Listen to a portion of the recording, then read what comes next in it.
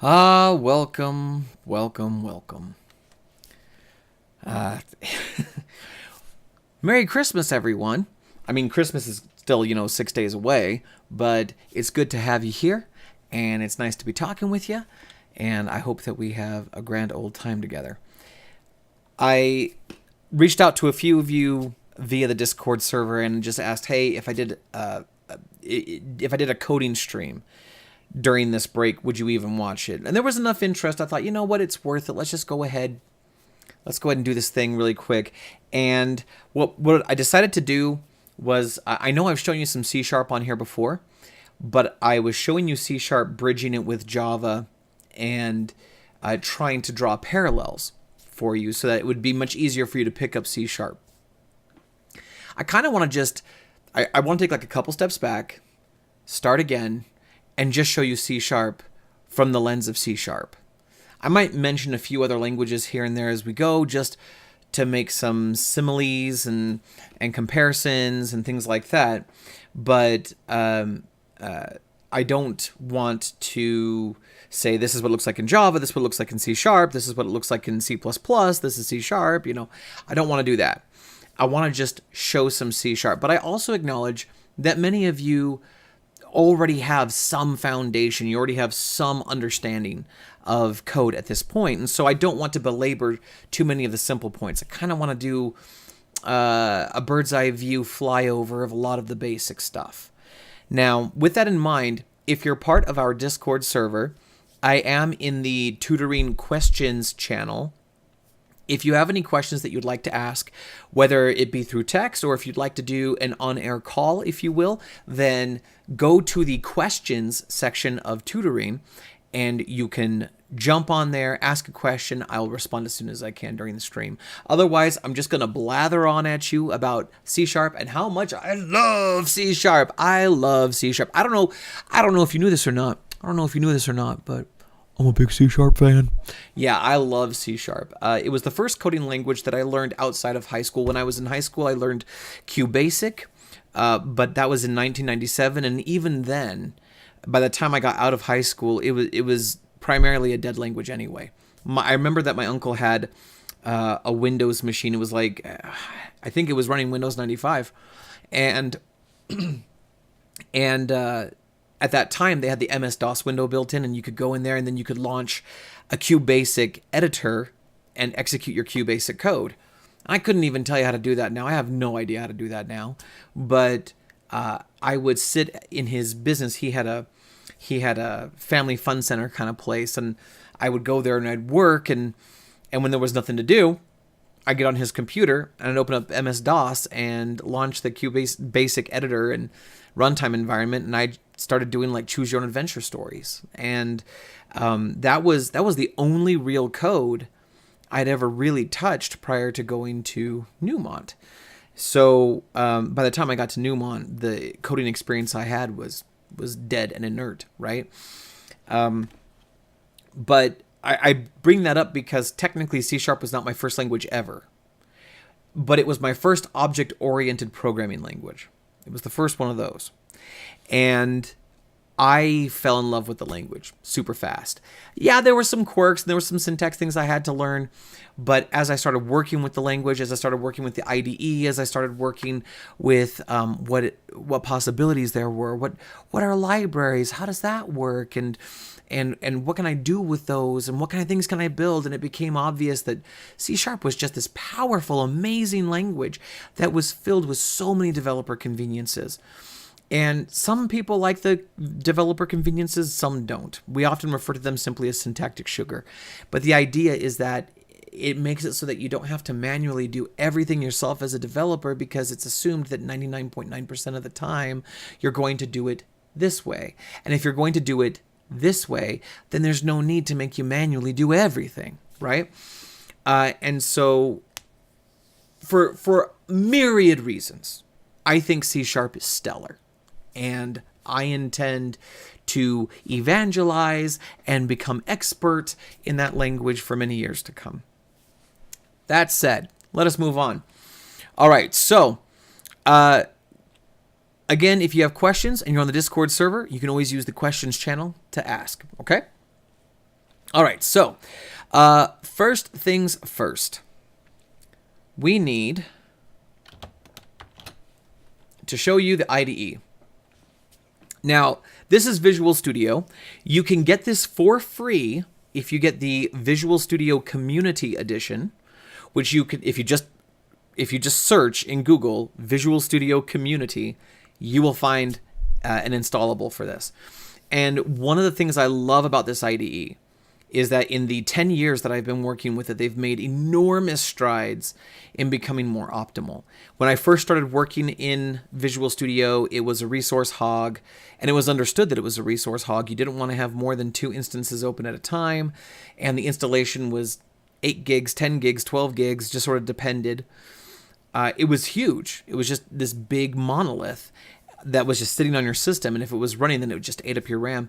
Over the years, they have highly optimized.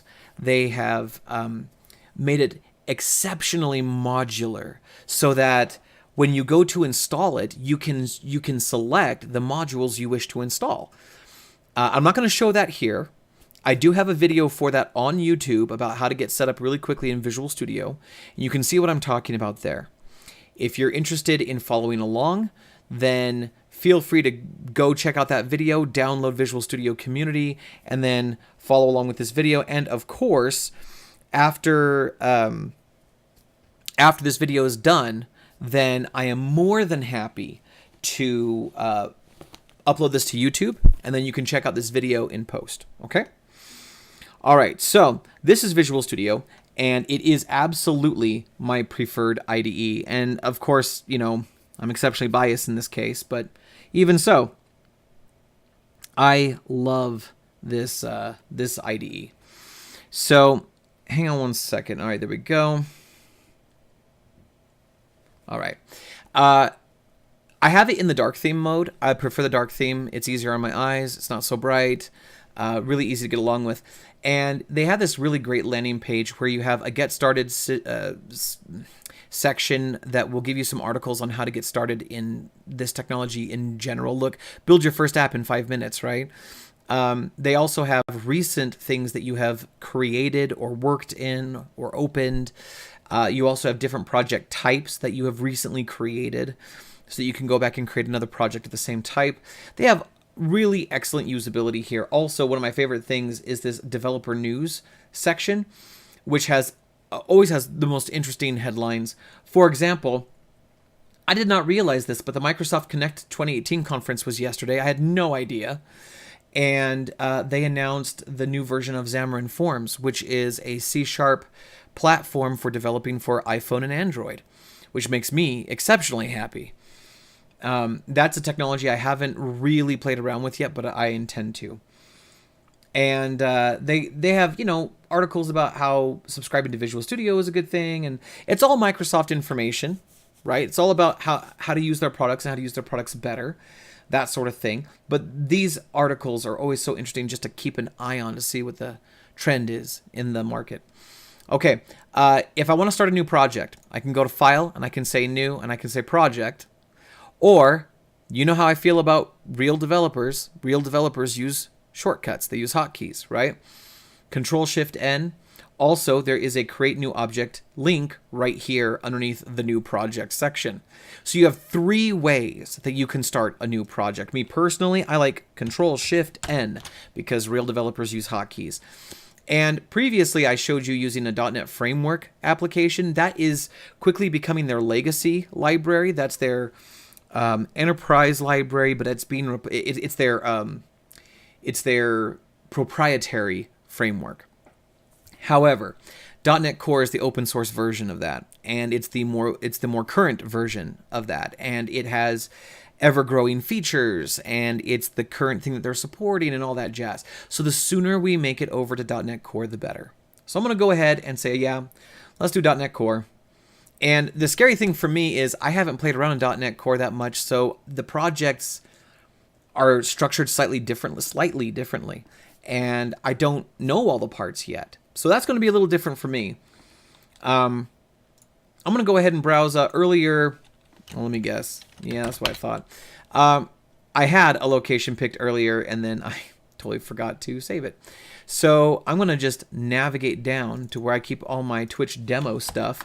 And we're just going to call this Scratch Console. Whenever I'm playing around in a language, I like to build a Scratch project, and I usually name it after the UI type I intend to use.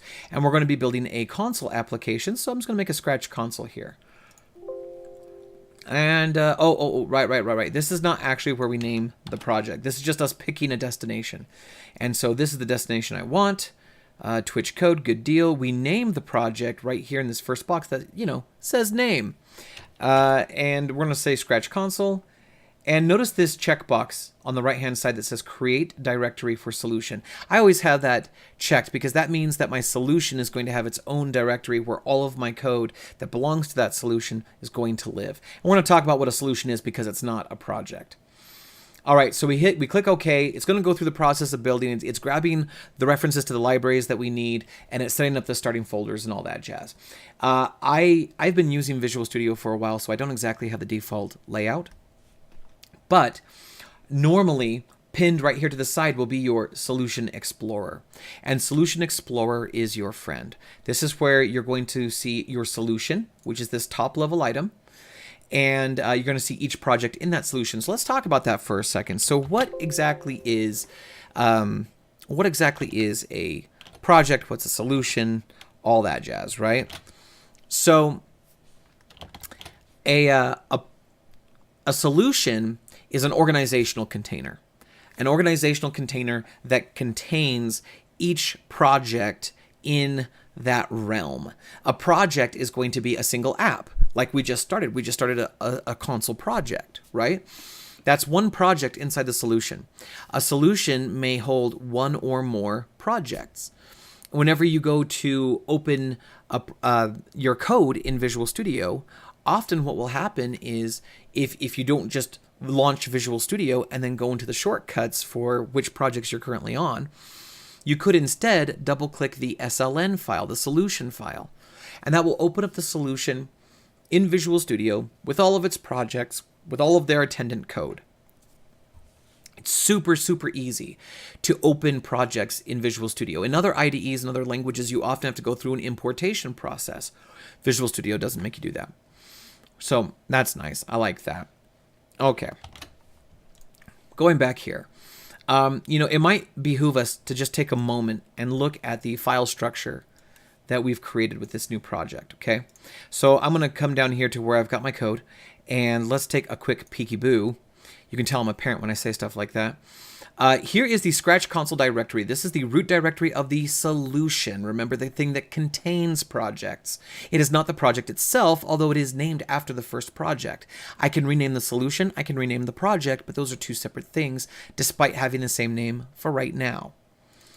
When I go inside the solution directory, I have a directory for my project, my Scratch console project. And then I have the Scratch console solution file. Now, I kind of want to hammer this point home for just a second. Right? My solution and my project currently have the same name. So it looks like they're the same thing. They are not the same thing, okay? They're not the same thing.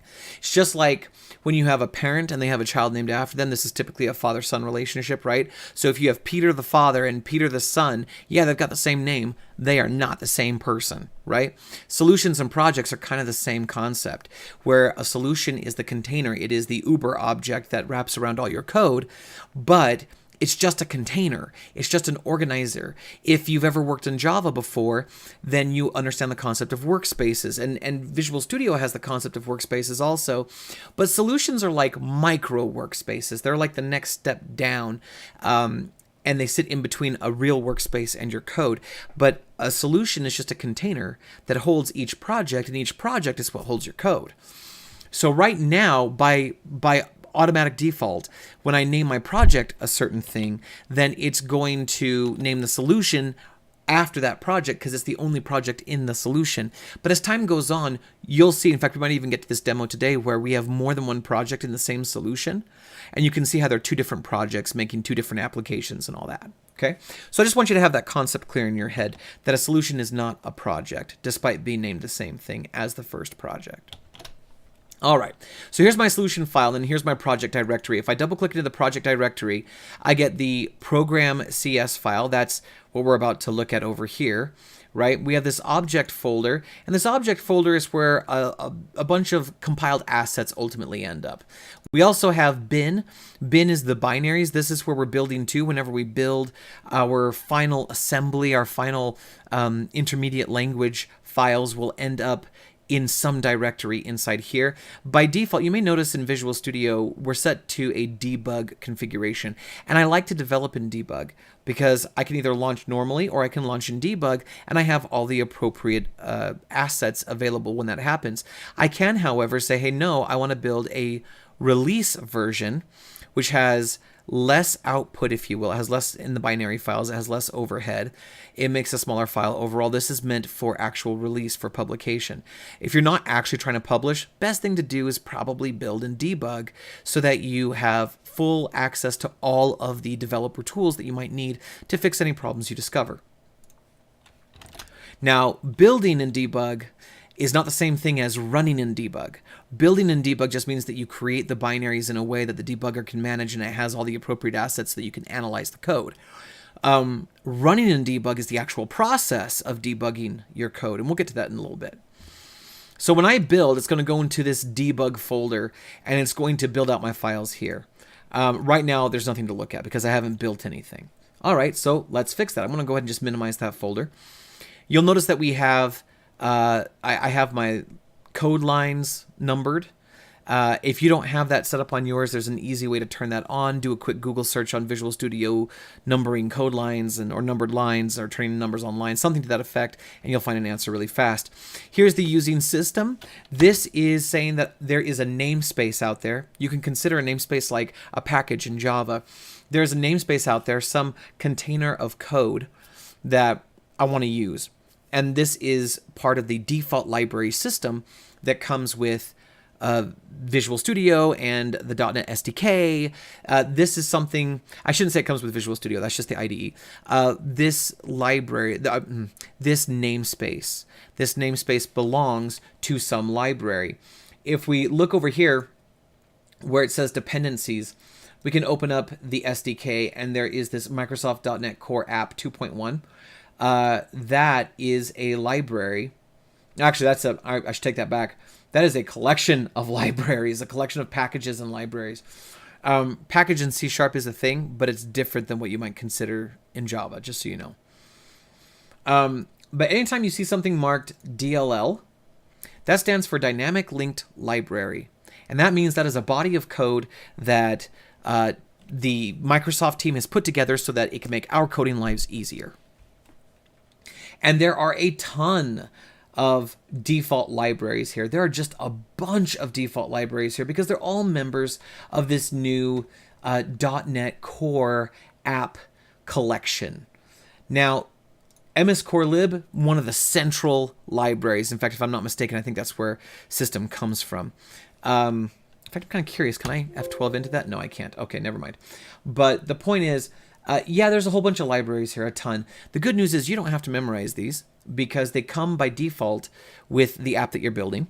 And if any of these libraries are not used in your code at any time, when you go to compile, then the compiler optimizes it and says, hey, we don't need that library. Don't add it to my intermediate file. Okay? Which is super useful because it means that we don't have to worry about getting cruft, about getting heavyweight items shoved into our compiled file, making it thus larger, right? So we don't have to worry about that. That these are here grants us access to use namespaces in those libraries, but we don't have to worry about having unnecessary libraries. All right, so here we are in the namespace, Scratch Console. Again, this namespace is named by default after the current project. I can change this. I'll show you how to do that later, or I can do it right here. It doesn't matter. I can call this whatever I want. And you know what? Just to create a little bit of difference. Yeah, let's do this. No, I'm not ready to show that yet. Let's stick with what we got. This is a namespace, and it's a container of types like classes and enums and interfaces. Oh my! This namespace is a grouping of classes. In much the same way that Java uses packages, C# uses namespaces. So this namespace is by default named after the project. And again, I can change that, but we're not going to do that right now. And I've got a class program. This should probably look familiar to you if you've ever worked in C++ or Java. It might even be similar to the way they do it in Python. But I'm going to go through and show you that I prefer to make my classes public. In C#, there are 5 or 6 levels of visibility. And now I gotta work through them. Now I gotta think about them. We have public. We have private. Sorry, we have private, and those two are pretty common. You probably know what those are. There is protected, which means that only the owning class and its child classes can see that information. There is internal, which means that it is considered public, but only within the current assembly. We'll talk about assemblies momentarily. And then there is, I think it's protected internal. It's either that or internal protected. And this actually means, you might look at this and say, oh, it is both internal and protected, thus being more constrained. It's actually the opposite of that. It is internal or protected. So if you are inside the same assembly, or if you inherit from this class, even if you're in a different assembly, then whatever this member is visible to you. So it's actually less restrictive than either protected or internal. Well, at the very least, it's less restrictive than internal. It's trying to think. No, I think protected works the same way no matter what. But it's less restrictive than internal. Oh, excuse me. All right, so these are the levels of visibility in C#. And so here's the number one rule. If you want it to be public, if you want it to be private, if you want it to be protected, then keep this in mind. If it doesn't say that it's that visibility, in this case, if it doesn't say it's public, it's not public.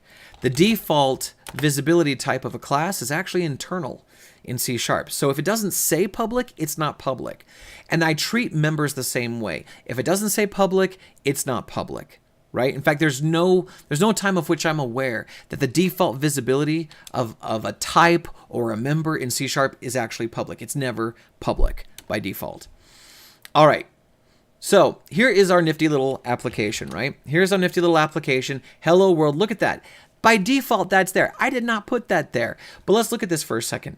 There is a class called console. This class is what we call a helper class or a wrapper class. It has helper methods in it. This console class has helper methods that allow us to very quickly and easily accomplish certain common tasks, like printing a message to the console and then creating a new line. So right now, if I were to run this app, and I can, first, I can manually build. I don't have to, but I like to manually build along the way. And so the way you manually build is Control-Shift-B, and that will do a quick build. You'll usually see like a build succeeded down here when that happens. And then once that happens, you can hold the control key, hold control, and press F5.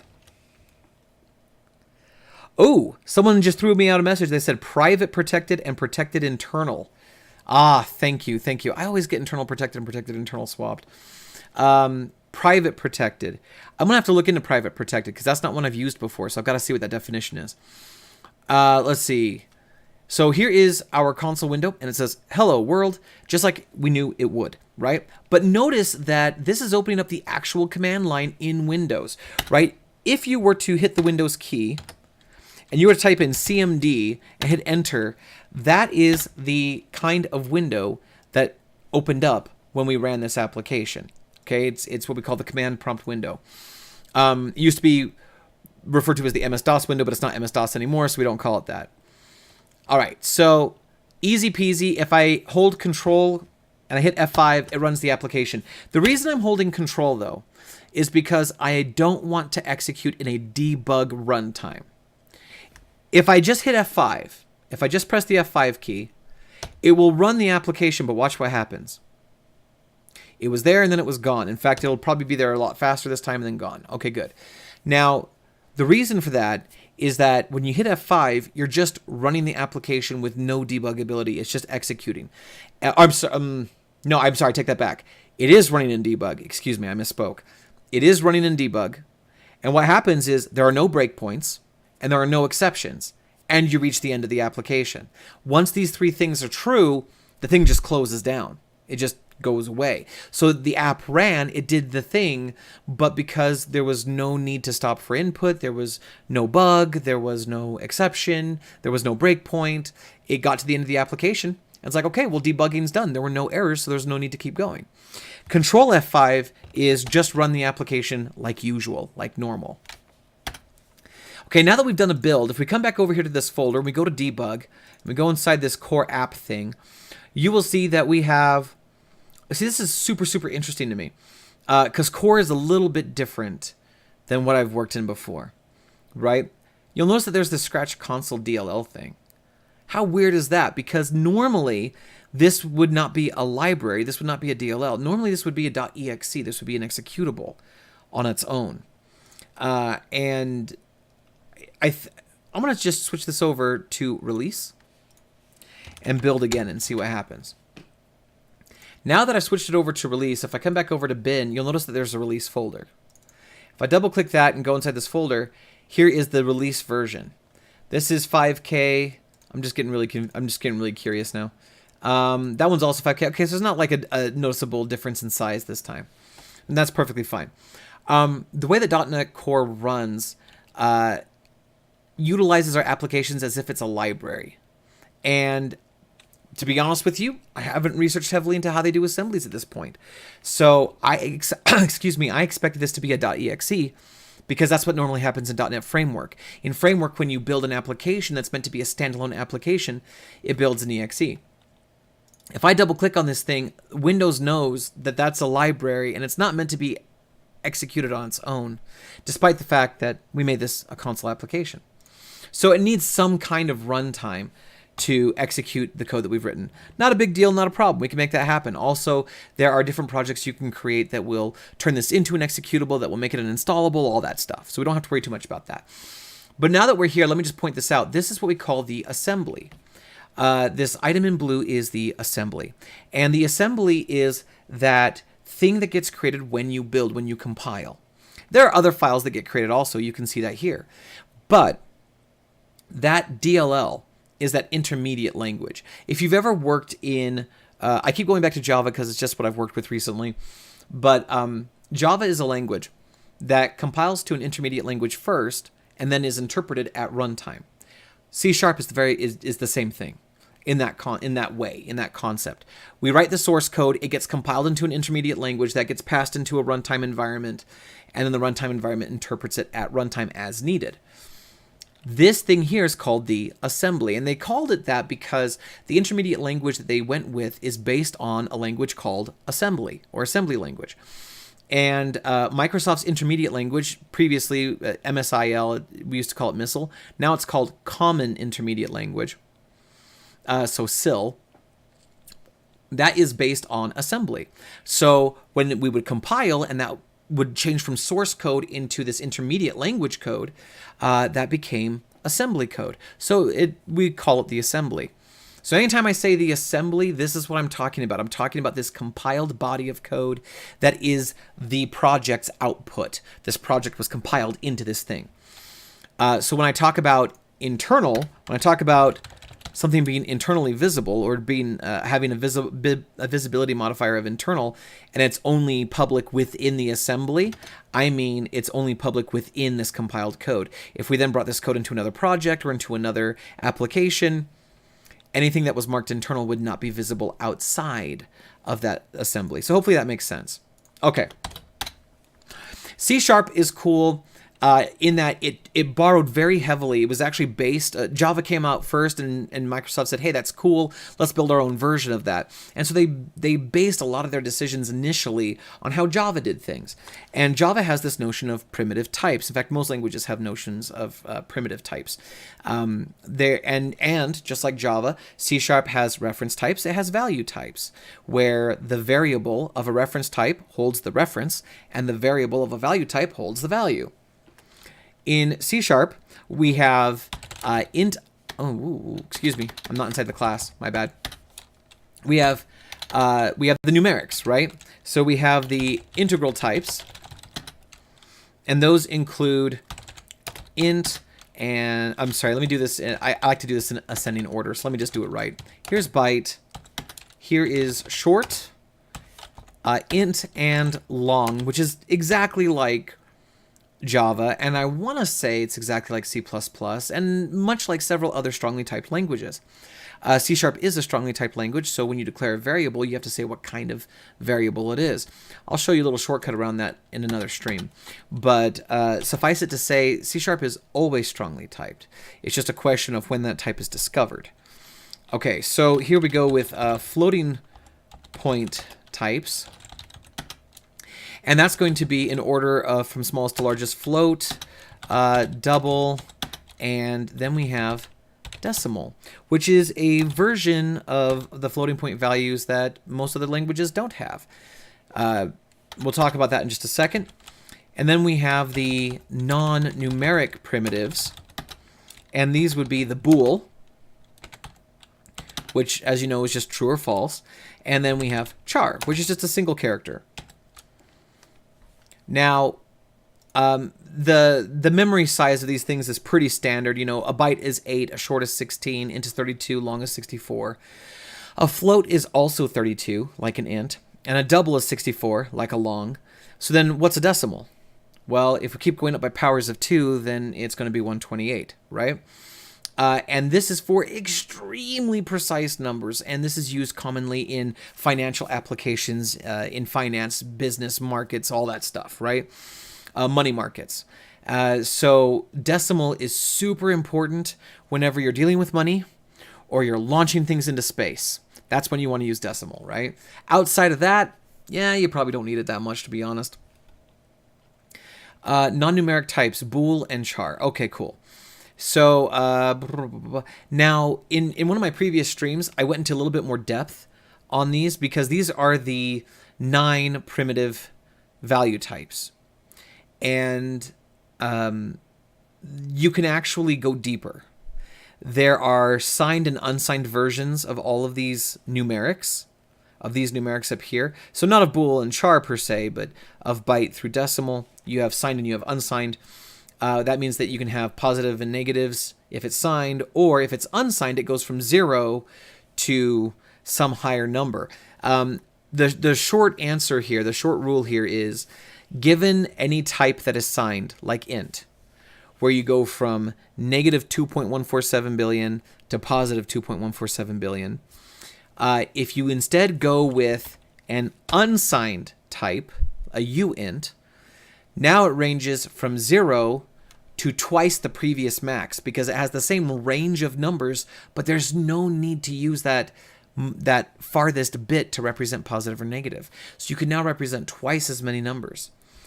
So that goes from 2.147 billion to 4.294 billion, right?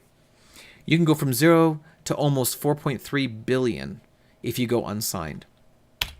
Same number of bits, treated slightly differently. And also, in my previous stream, I mentioned that primitives, which are not natively nullable, can be made to be nullable with the addition of a question mark after its type. And that's true of all non-nullable types of which I'm aware. If you have what I should say is a value type, because only value types are non-nullable.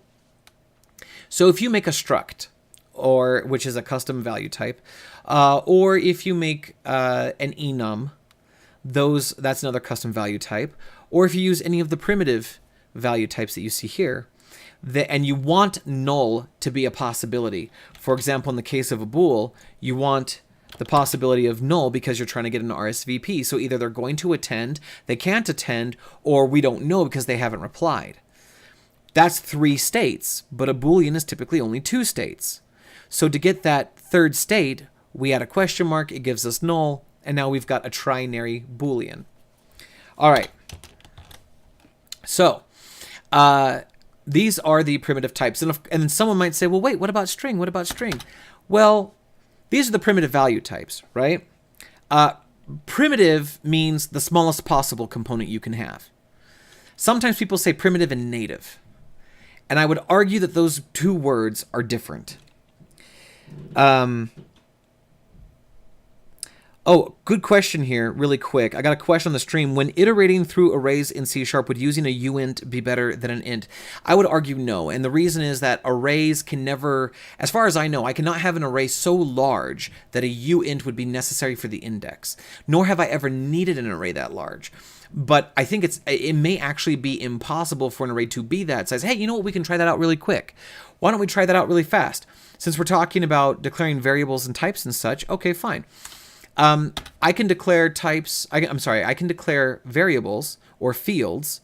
I should probably call them fields. Variables can change, constants can't, but they're both fields, right? So I can declare fields at the class level, or I can declare them locally inside of a method, or inside of a loop, or inside of an if, and so on. Let's have an int array for a second. We'll call it nums. And I'm going to set it equal to a new int array where the size is going to be, let's just do a regular int.max value. I'm just going to do a regular one of 2.147 billion some odd slots. And we'll see, because that's going to be 2.147 billion some odd times 32, right?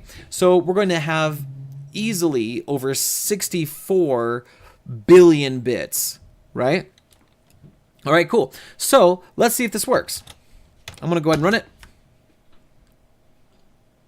Look at that, unhandled exception, out of memory exception. It actually ran out of memory. So I think that means actually that we overflowed the heap. If I had to make a guess at what out of memory exception meant, it probably means that we killed the heap. So right there, even if I take the max of an int, which is only 2.147 billion plus whatever, that's too big. You can't do that. Hey, you know what? Let's cut it in half. Can I have one that's half as large as that? And you know what? That one worked just fine. So I can have an array of like 1.6 billion slots. That's pretty impressive. I'm pretty shocked by that because I don't think I could do that in another language that starts with a Java.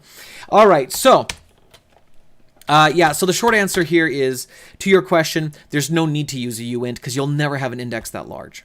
You can't have an index that maxes out at a normal ints range, so nah, don't use a uint. But great question. I've never had someone ask that question before. That's really good. All right, so this is us declaring fields. Remember, if it's not marked public, it's not public. If it's not marked private, it's not private, that sort of thing. It's not guaranteed to be. It really depends on what kind of member it is. If I want to make sure that these are all, well, I'm not worried about encapsulation just yet. We'll get there. We'll get there. So this is us with the primitive types. And then the question was, well, wait, what about strings? Well, strings are native to the language. That's true. They're native. They come with the language. But they're not primitive. They're not primitive. Primitives are the smallest possible building block, and strings are not the smallest possible building block. They're just a common building block. Just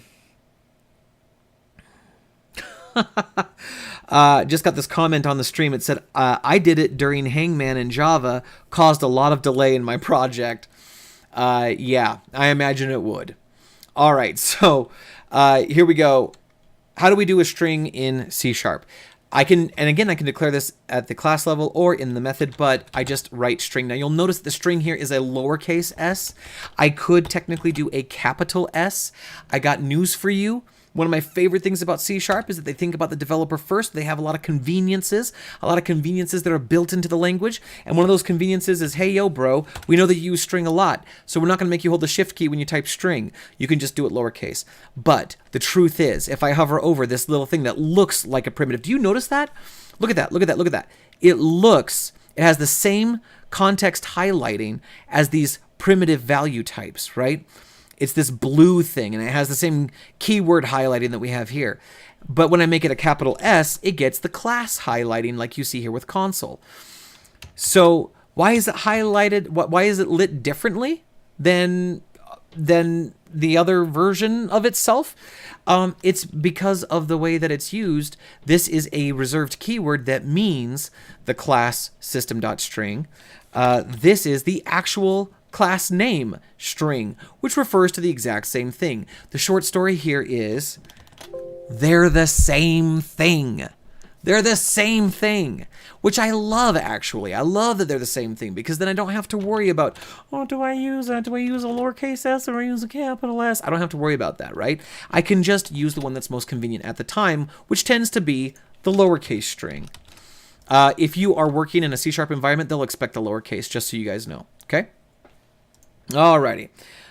So, here is a string. I'm declaring a new variable. We'll call it words, right? So I've got a variable of type string called words, and we will set it. In fact, you know what? No. Let's call this thing message. Let's call it message. And we'll set it equal to this chunky thing right here. I'm just going to go ahead and grab that, do a drag and a drop, go to the end and hit that semicolon action. And now I've got a message string. Now I'm getting a little highlight here that just says, hey, look, just so you know, I'm going to do this like Morty, because I love Rick and Morty. So we go, geez there, Mr. Developer, I noticed that you declared a message, but you never actually used it. And I feel like it's like a waste of space in memory. If maybe you could. And I'm like, I'm going to use it. I only declare things that I need, okay? Unlike half the people on this planet. No, I'm just joking. Okay, here we go. So we're going to do message. And once I use that variable, the highlighting goes away and everything's fine, right? So we've got console.writeLine. We've got the message. It's going to print this thing out. If I save this and then hit Control F5, voila, it works just the way that it did before and everything is okay. So this is me using a string. A string is native to the language. A string is not primitive to the language. And that's an important distinction to understand. It is an object. It is a reference type. It behaves the way that strings normally behave in object-oriented programming languages. For example, this string is now immutable. Technically, that string will always be that thing. If I want message to hold a different value, I can do a concatenation or I can do a reassignment. But really what I'm doing is I'm overriding which string that variable refers to. Instead of that string pointing off to hello world, it's going to point off to hello world and everybody else or whatever else I put on there, right? It's going to point to a different string. So strings in C# are immutable. I cannot technically change the contents of a string once a string is made. I have to just make a different string and replace it. So, but strings also have complex behavior, and they are composed of char elements, right? They have a collection of chars. In C#, if you are working with a string and you want to get the first character, so let's look. We've already got a character C, right? So I'm going to do C equals stab. Oh, sorry, these are not static. Since they're not static, they're not visible to main. Not a problem. I can fix that. Hey, really cool IDE thing. If I hold the Alt key and then I start selecting stuff, I go into multi-select mode, and I heard they were going to add... Oh, okay, they didn't do it yet. There's a feature to Visual Studio that they don't have out yet, but they're adding soon. Anyway, I now have multi-line editing, which means I can do static, right? In fact, I can do private static because it bothers me that these things aren't private yet. And I can do that for each of these things. I can say private static, and I can come down here, hold the Alt key again, and then do a drag, and then I can do... private, oh my gosh, I should just copy pasted, but that's okay. Private static. Whoopsies. All right, there we go.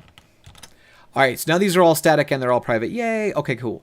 So now here I can say C, the variable C that's of type char equals, and then we can say message. And instead of using a method to get a value, to get a character at a specific index in the string, I can instead just use the indexers, because C# has operator overloading, which means that we can define what operators do on a given type.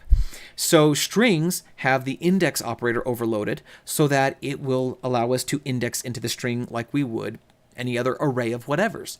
So I can get the first character by going to 0. I can get the third character by going to index 2, or I can get the sixth character by going to index 5, and so on. I'm going to get the first character. And we'll go ahead and print that out. C is, well, I'll do it, let's see.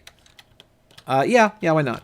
C is, and then I'll just go ahead and concatenate that on. And IDE trick, if I don't have anything highlighted, and I hit Control C, it copies the whole line with a new line at the beginning, which means that if I pasta at line 30, it's going to place my copied line on line 30, pushing everything else down like so, with just Control V. Notice that the power here is in not highlighting. If I don't highlight, it will copy the whole line. And then when I go to paste, if I don't highlight, it will paste the line, push everything down, not replace anything. Okay, so that's very, very useful. And so I'm going to go ahead and do C equals. Let's do message again, but this time, let's get the last character. Now, I want to make sure that I always get the last character no matter how long this string is. So I'm going to say message dot length with a capital L, length -1. And that's going to get me the last character. And then down here, copy pasta, and now we can execute this thing. And it says C is capital H and C is bang, or exclamation mark, right? Perfect. This works exactly the way that it should.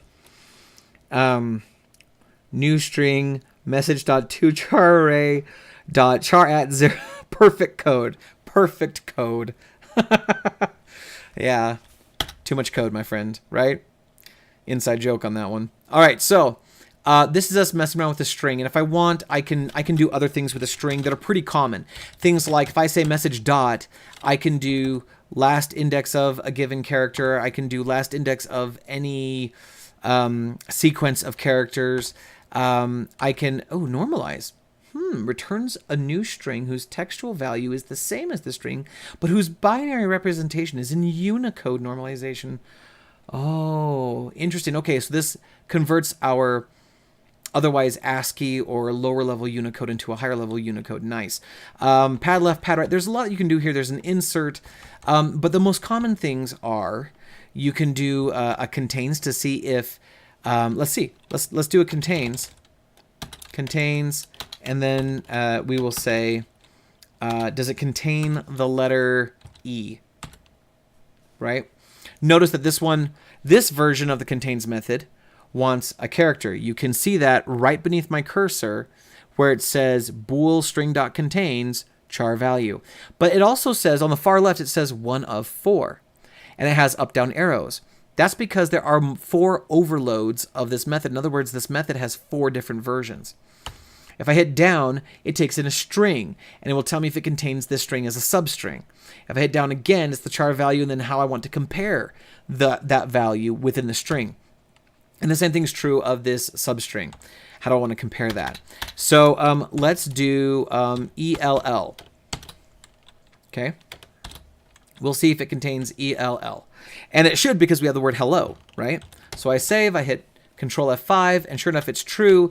If I say ELLIE because I love The Last of Us, right? And I hit Control F5, it's like, no, bro, Ellie is not in the world. And that breaks my heart to say that out loud. All right, so, excuse me. Other things I can do that are very common with a string, I can say message dot to char array, so I can get an actual array of characters. Because remember, a string is immutable. I cannot change the values in a string without overwriting the string entirely. But I can get an array of chars, and I can individually change those characters if I so desire. Like, oh, geez, I don't know. If I was doing hangman, then yeah, I probably would do something with to char array, right? There's also to lower. This means I'm going to get a lowercase version of the string where every character is lowercased. And similarly, I can do to upper, which will give me a full uppercase version. The invariants are interesting because depending on the culturalization, the localization of your application, the invariant part might be important. With what we're doing here, it doesn't make a difference for our situation. Excuse me, got a little something in my throat.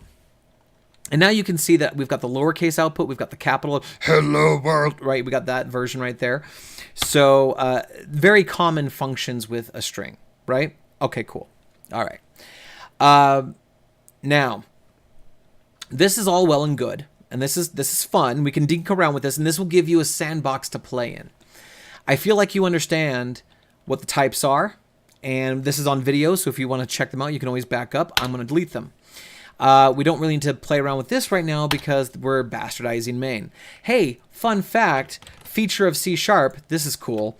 You know, we always have this main string args thing.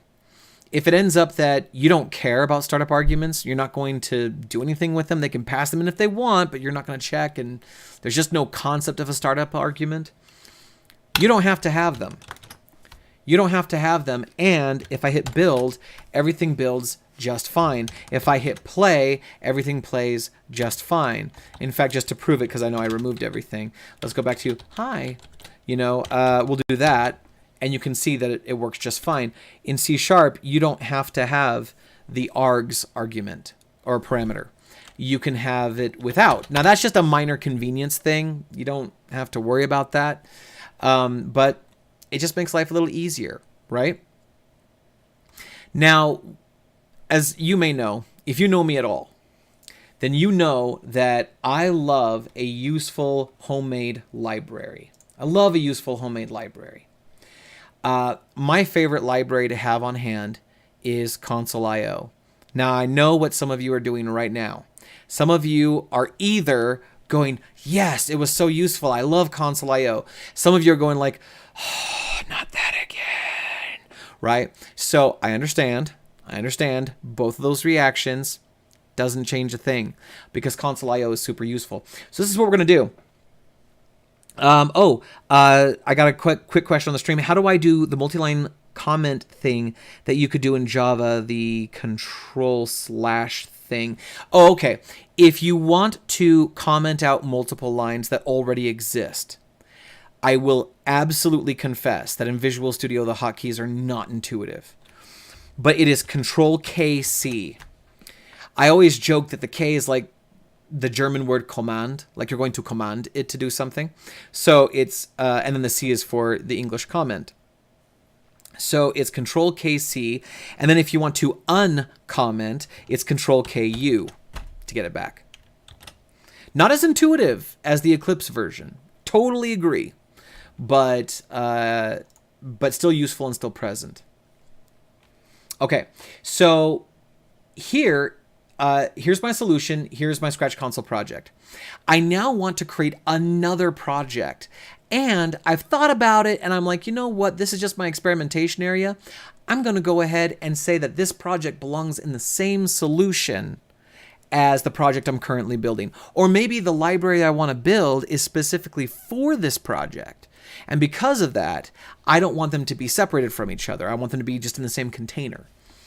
So the way I do that is first I select the solution, the purple thing at the top, and I right click and I say add new project. Remember that the solution is the container, not the project itself. And now here, let's see, we got a .NET Core. Over in the search bar, I'm going to type in library, and it's going to filter it down.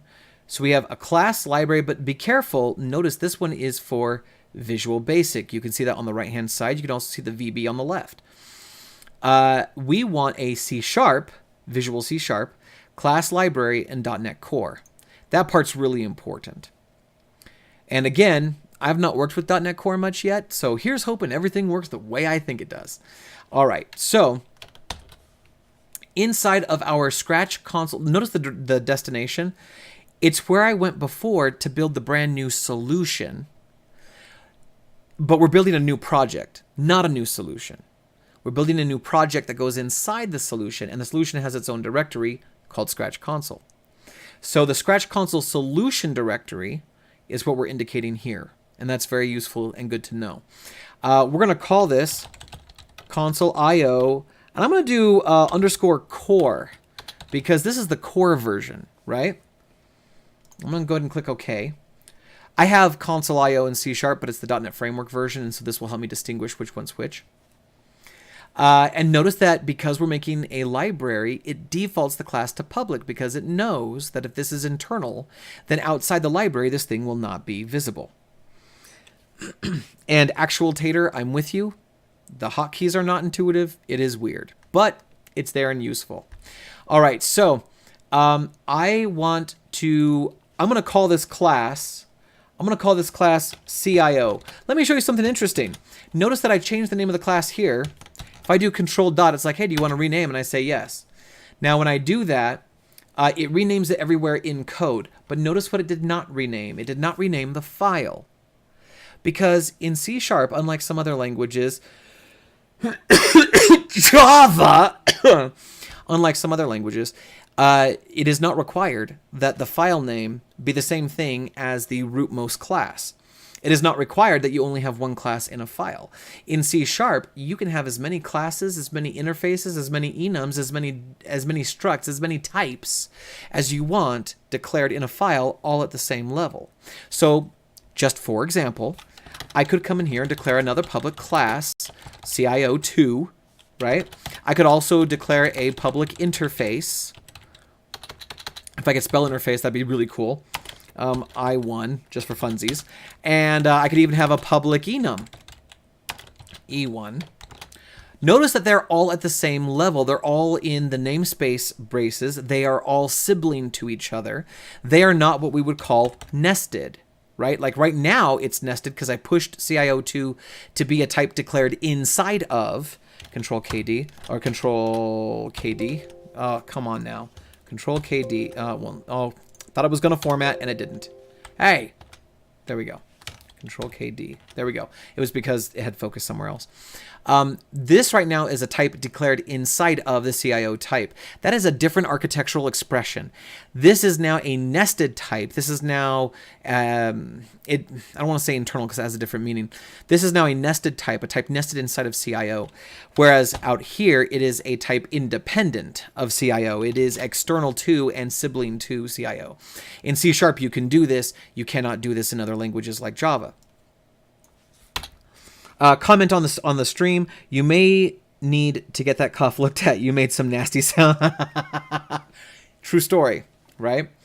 Okay, so here is my console core, my console IO core, and I will acknowledge that even though I don't have to change the name of this file, it makes sense for organizational purposes to keep this name in sync with the one class it holds. If it holds multiple classes, I'm going to name this file in a way that describes what kind of classes are in there, right?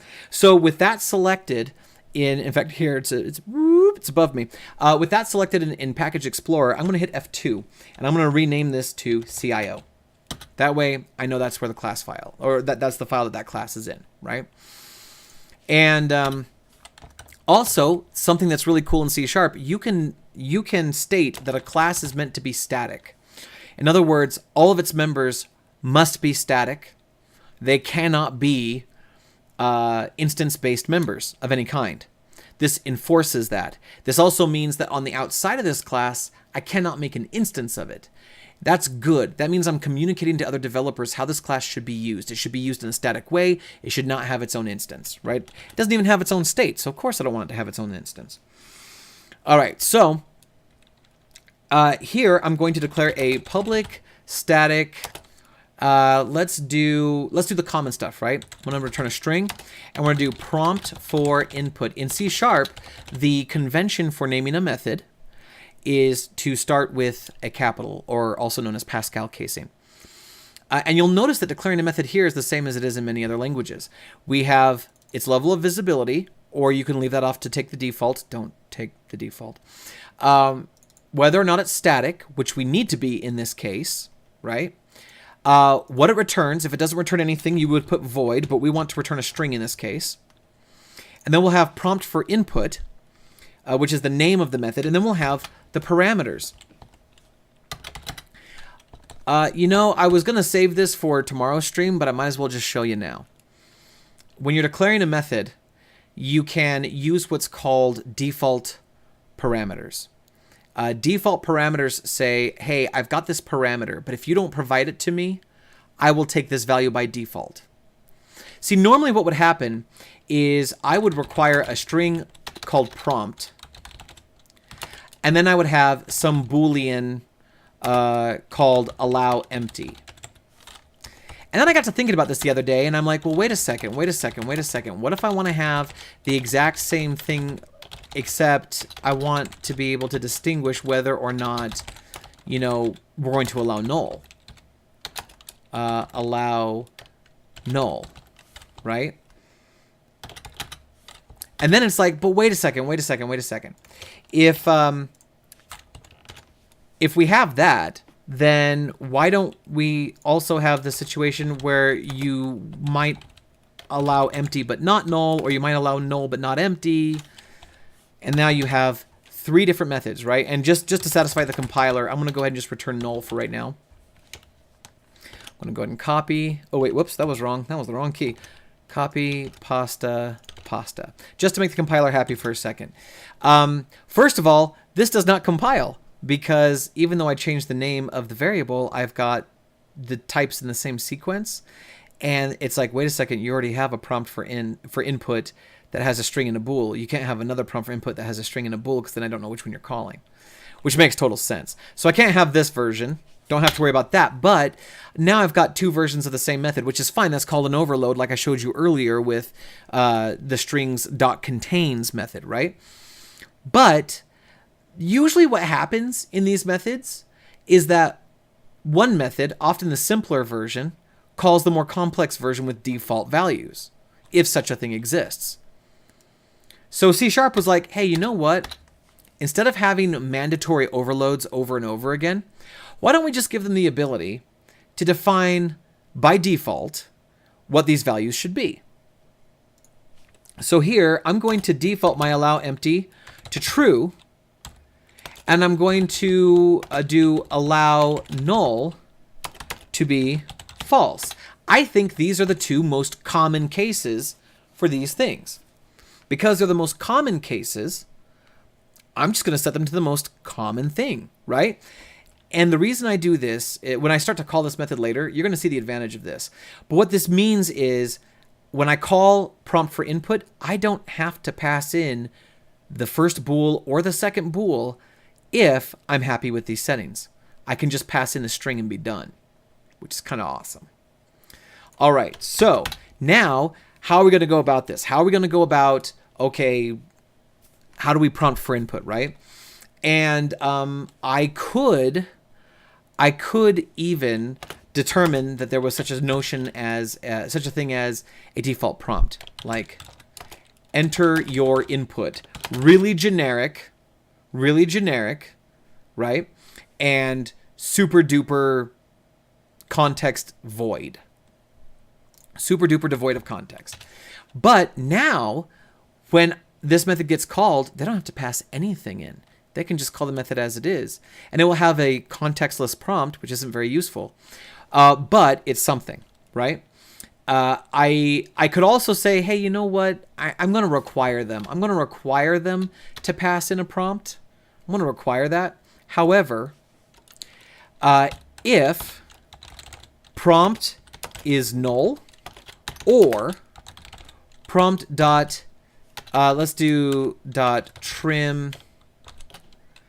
And the way that we do this normally is string. Oh, yeah. Hang on. I'm sorry. It's been a while since I've worked in C#. This actually gets much easier. Check this out.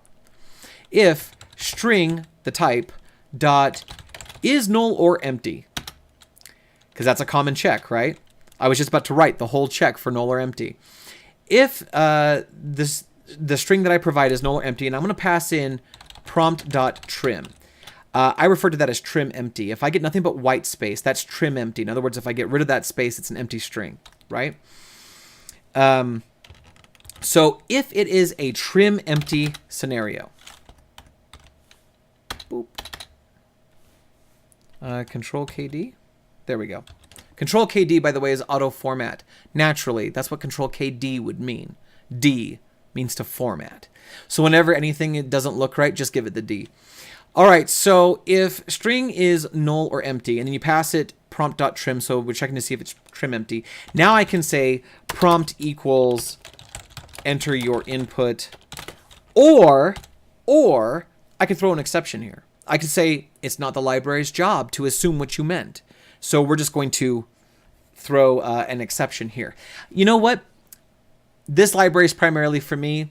I'm just going to go ahead and throw this in. I'm not going to throw an exception. I'm just going to go ahead and change it to some default contextless value. Okay. So enter your input. Good. Now, as a matter of organization, I like to have a string input, which I will default to null, even though I don't have to in C#. And, well, you have to set it to something, but it'll see my logic and it'll be okay with it. I'm going to go ahead and return input down here. And now the question becomes, okay, so how do we set input, right? And we're going to do the following. We're going to do, let's see, hang on a second. First, I'm going to add a bool called is invalid, which I'm going to default to true. And then I'm going to have a do. Notice that in C# the convention is to have the curly braces beneath the declarative line, which I actually like because then I can see that this lines up with the start of that and I can see clearly the open curly brace and the closed curly brace. I don't have to look over here for the open curly brace, then down here for the closing. And you'll also notice that in Visual Studio, they give you this nice little helper visual line so that you can see the scope, the breadth of that thing based on the placement of that final, of the open and closing curly brace, which I like a ton. All right, so we're gonna have a do while is invalid, semicolon at the end there. And here we go. Here is our process. I'm going to do CW tab to get console.write line and then reduce it to console.write. And then we're going to put the prompt here. And then we will say input equals, and this is another feature of C# I like, that same class that I use to write out to the console, I can use to read in from the console. And we'll do a read line because I want to wait for the user to hit enter. And then is invalid equals, let's see. We got to go through a few different checks here, right? Let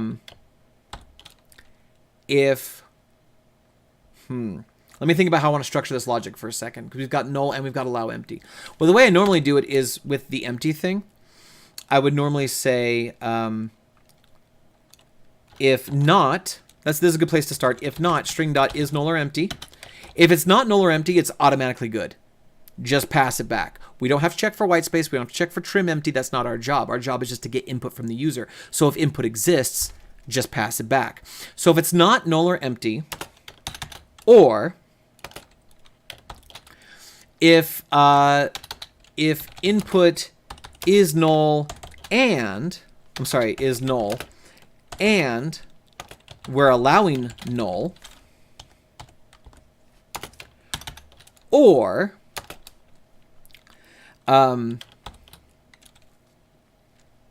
going to go ahead and just, let's see, no, that wouldn't be accurate enough.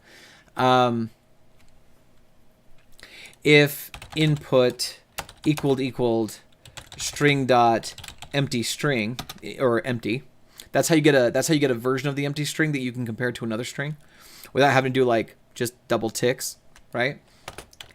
And we are allowing empty. If that is the case, I forgot to do this. I forgot to do a really important part. Ooh, drag that into here. Okay. All right, so let's look at this again.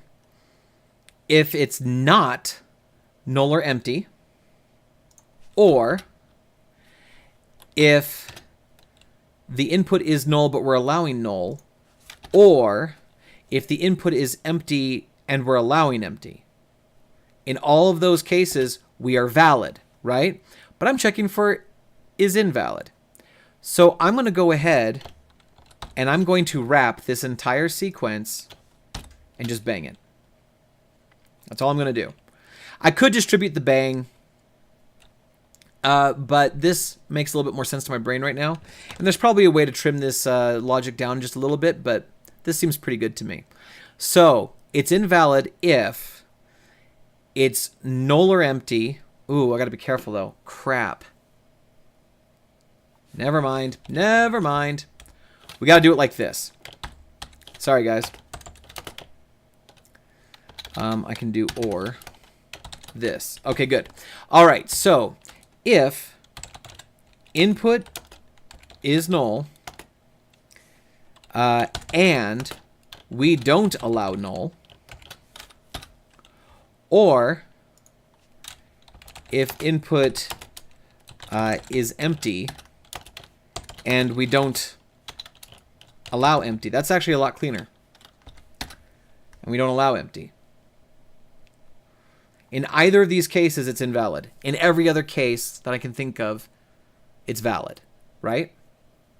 I think so. I think that's correct. All right, so while it's invalid, loop around, do it again. But first, we have to do an if is invalid. I can say console.writeLine, your input was invalid. Please try again. Right? I can do that. And then otherwise, I'm just going to return input. Great.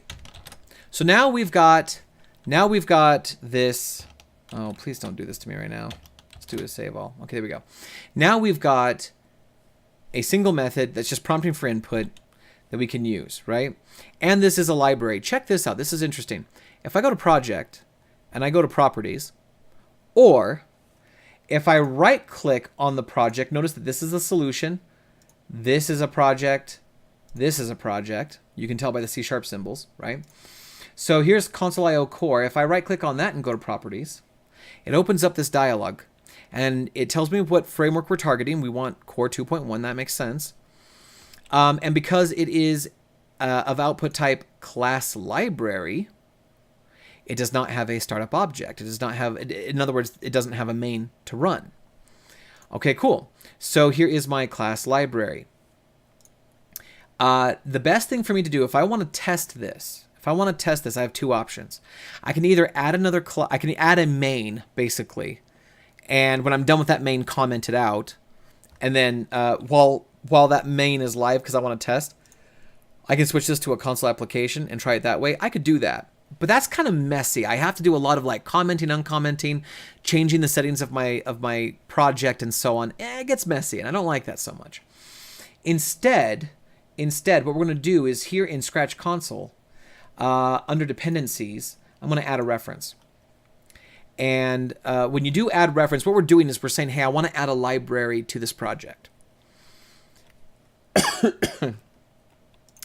And because we're in the same solution, I can go to the projects tab, I can click on solution, and it will show me all other projects other than the one I'm currently trying to add to. So for just so that we're clear, I've got the Scratch Console project. I want to add console.io to Scratch Console. So when I right click on dependencies, go to add reference, go to solution, I only get the other projects other than Scratch Console. So I'm going to check that box for console.io core and click OK. So the question that just came in, so when you bang a bool, you're not saying not the state, you set it to, you're saying if bool is false, do stuff. In a manner, yes. The way that you look at it is whatever it evaluates to, go the opposite. So if it evaluates to true, then bang would make it evaluate to false. If it evaluates to false, then bang evaluates to true. That's how you look at it. False becomes true, true becomes false. It doesn't change the state. It doesn't overwrite what's there in the variable. It just evaluates to the opposite. Does that make sense? All right, so here we go. And now it's got that yellow. Oh, why has it got yellow, bro? Why? Why? This should not be hard. Okay, so now let's come back over here to program. And let's see if I can make this work. I don't know if I can make this work. I'm going to try to make this work. I'm going to talk to CIO. But CIO is not visible yet because I don't have the using up here. So I'm going to say CIO.prompt for input. I'm just going to call it, well, let's see. I'm going to pass in null for the message for right now. And then I'm going to do control dot on that red. And it's like, generate use expression, add reference to console.io core. Yes, that's what I want. So There we go. It says using. Oh, but now it's still mad at me. The type or namespace console.io_core could not be found. What was the name of console.io core namespace da da da? Why is this telling me that the reference isn't working? What's going on? Maybe I've added it in an incorrect way. Dependencies. It depends on this thing. It's a project. Maybe I added it incorrectly. I will unadd it. Interesting. Now I got to figure out how to add this library.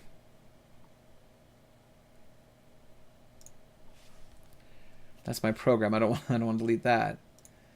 Hang on one second. So dependencies, SDK. Yeah, why not? SDK. Nope, that doesn't let me do that. Add reference. This is how I normally would have done it. This is how I did it a moment ago, right? Now it's still mad at me. Scope to this. New solution is properties. Now it's being a bugger. I didn't change this. I mean, it's a class library. Alright, fine. If you're going to be a jerk about it. Normally what I can do is I can add a project as a reference within another project. And it's perfectly fine with that. But this one says, no, bro, show the potential fixes. Let's do Alt, Enter, or Control Dot. What does it want to do? Remove unnecessary things. Okay, so remove that. Woof. What is it doing? See, I knew I should try this out first. That's okay. So hang tight. It's public, it's static, it's all this stuff. Good deal. All right, fine, I'll tell you what. Let's see if I can just add the DLL. I mean, that's really what I want to add. So let me see if I can add the DLL. I don't know why this is being such a bugaboo. But, okay. All right, fine. Don't have my project in there, you jerk. Instead, I'll just come over here. And I'll go to Scratch Console, this thing, and then that thing, and then bin, and then release. And then this, but oh! Maybe it's because I hadn't built yet. Ha ha ha. Let's build. Okay. CIO does not exist in the current that's because this thing. Okay, yeah. Hang on a second. Control KC. I want to make sure I get a good build. And when I hit build, it builds the entire solution. So it builds every project in the solution. So now when I come over here, there we go. Now I've got a console core. Okay, I bet you this was the problem. Let me try it one more time the old way. Add reference. This thing. Click OK. Don't you do this to me. Do a build on everything. Build succeeded. Uncomment. And then come here. Control dot. Add a reference. Ah! That is not what I like. Are you missing a using directive or an assembly reference? Well, I'm not supposed to be missing an assembly reference. You're supposed to add it. All right, fine, fine, fine, fine, fine, fine, fine, fine. Not what I wanted, but okay. Instead, I'm going to go ahead and copy this location. And the reason is I'm going to come back over here to dependencies, and I'm going to say add reference. And we're going to do browse. And browse again. And then we will paste. Oh, wait. Whoops. Sorry. Paste this guy. And click OK. Now, that time it was the DLL I added. And look, it even says assembly. And that's great. But why does it have a yellow blur? Well, hang on. What's the properties of this project?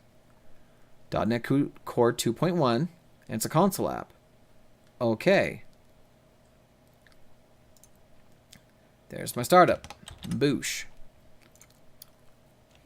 Okay, so then what's the problem?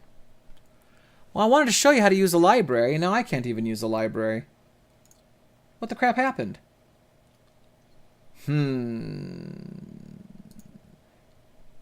Properties? Aliases, I don't need. Copy local. Copy local, yes. Embed interop, specific version. Okay, save, do that, do a build. This is infuriating. Because I love CIO. I love using CIO. Why is this being a bugger about it?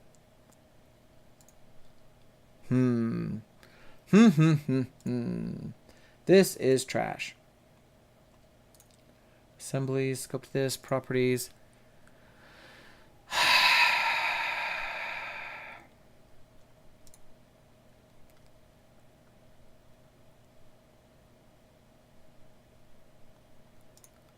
Add a reference. Yeah, add a reference, dude.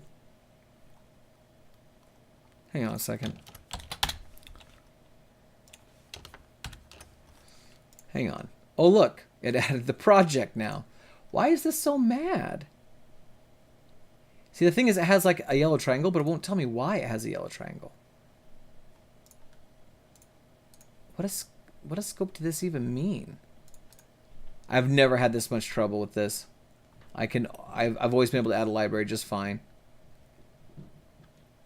Huh. Well, crap. All right, so let's clean it up for a second. It doesn't want to work. And this hurts me. Get rid of that.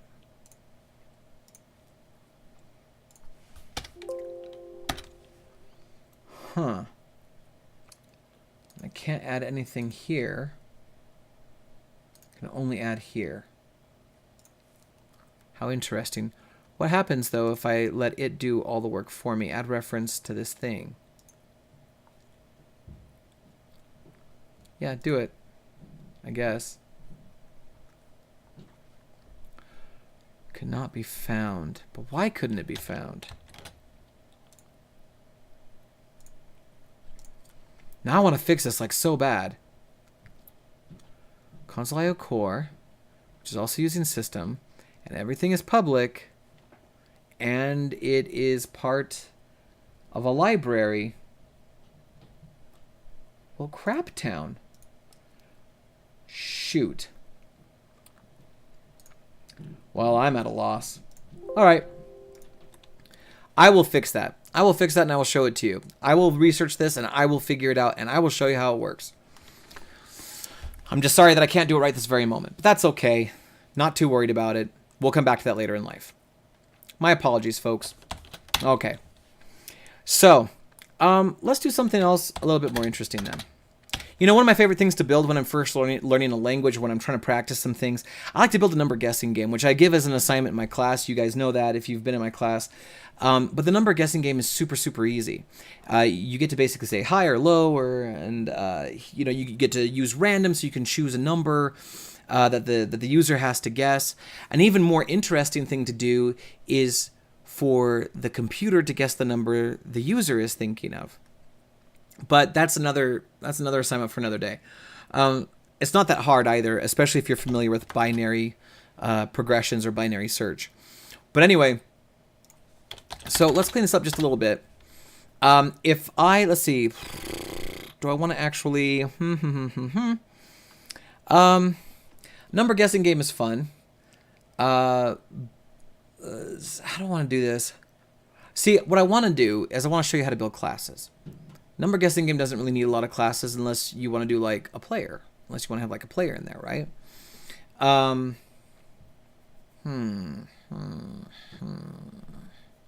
What could we do? We could still have a player class and it would still keep track of a score. It'd just be really simple. It would just be really simple, right? Okay, cool. Let's keep it simple.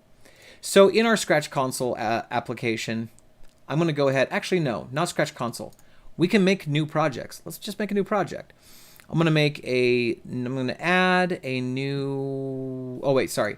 Let's right click on the solution and do add new project. And this time we're going to do, let's see, .NET Core, and we will have a console app again.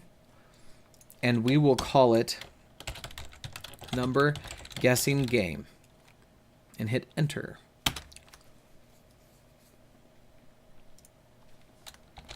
Do public public.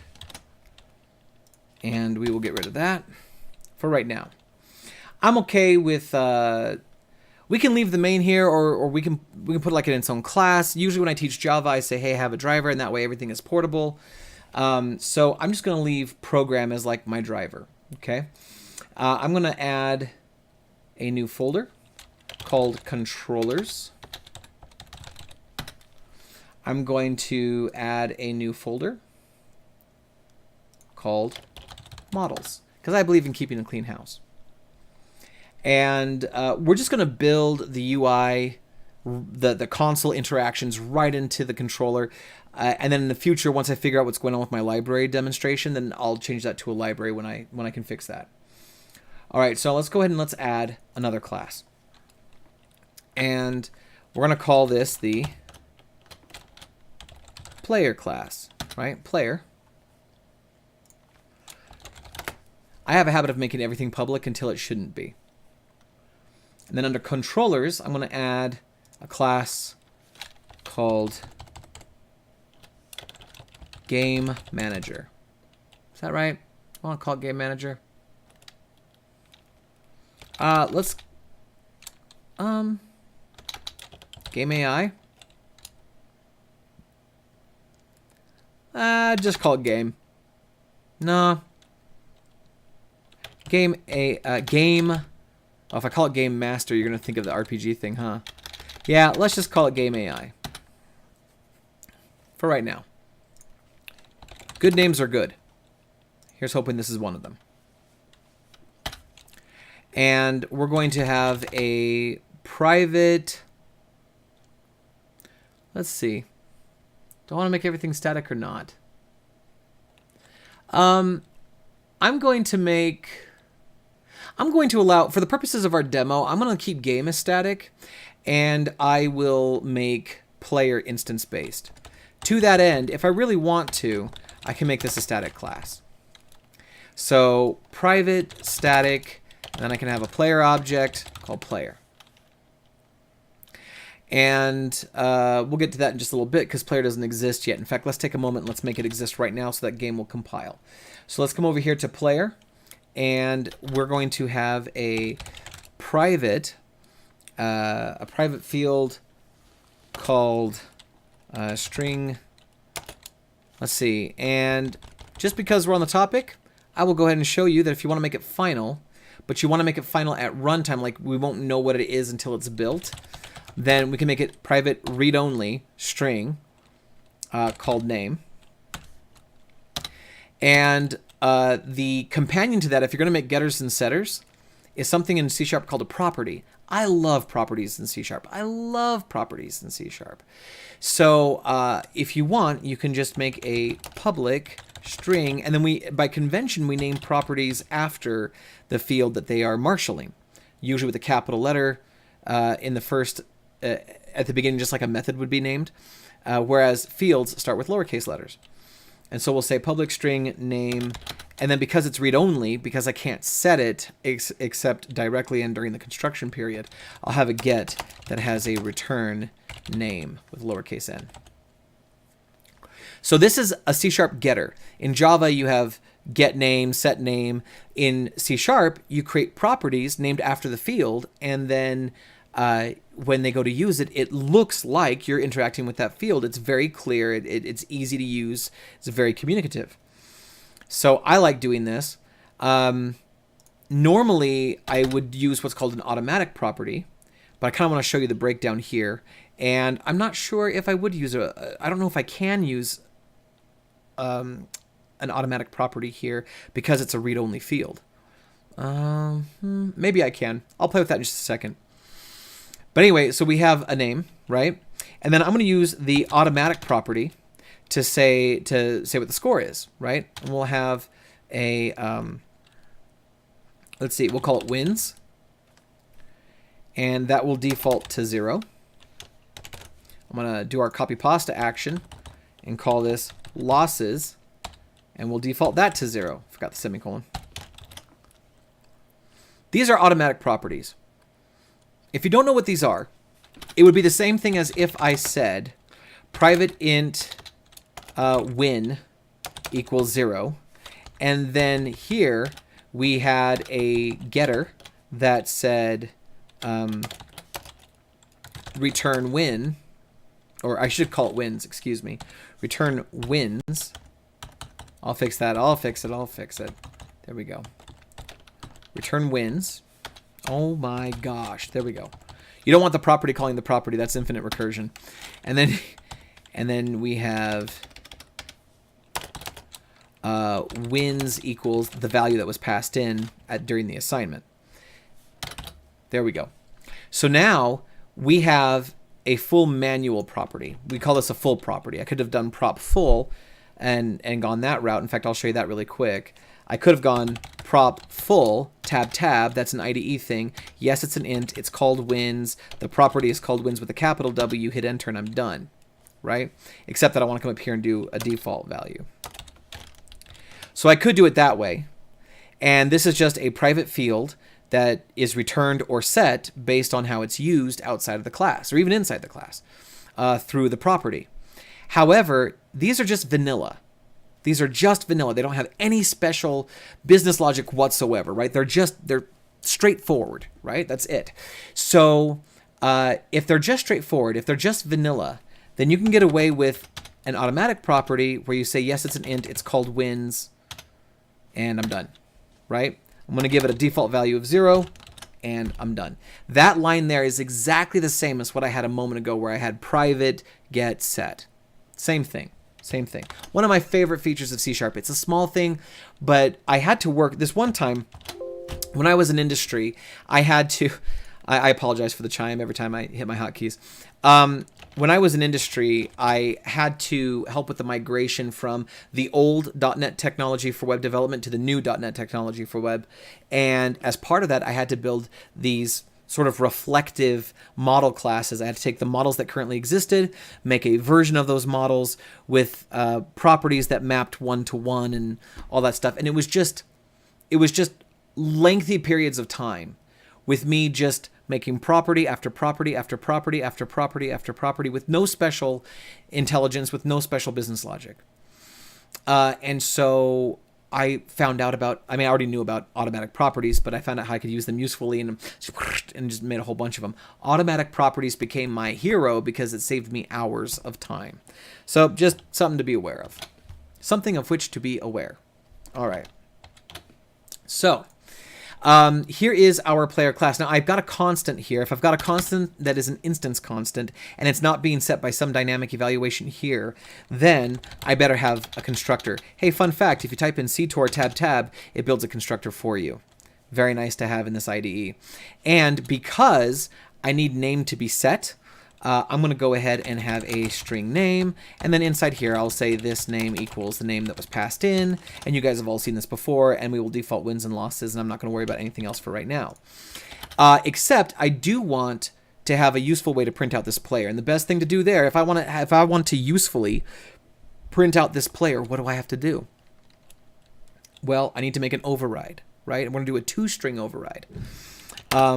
Right now, if I do, let's see, if I do two string, no, it's not gonna do it. Okay, if I type in the keyword override space, it's like, which one do you want to override?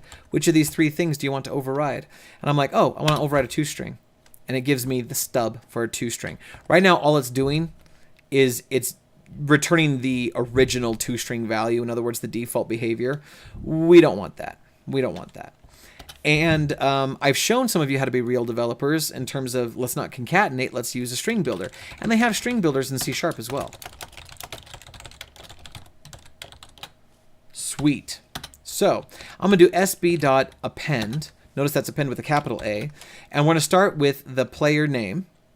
So we're going to do name. Notice I'm using capital N. Why am I using capital N? Well, remember that if you have getters or setters, you should be using the getters and setters. If you have properties, you should be using properties. It keeps you safe in the end. It helps with refactoring if you ever have to change business logic. So here is append name. And I don't like to concatenate inside my appends. What does append return? Well, append returns the current instance of string builder after it has been appended, right? So we're going to do a dot, and then we'll do another append. and we will do a new line. Notice that new lines in C# are the same as most other languages. And then we will do an append with wins, colon, space, with an append of the number of wins. Oh, you know what? Hang on, I can shorten this a little bit. Sorry. Just thought of that. And then we can do a new line, losses, colon, space, and then just append the losses.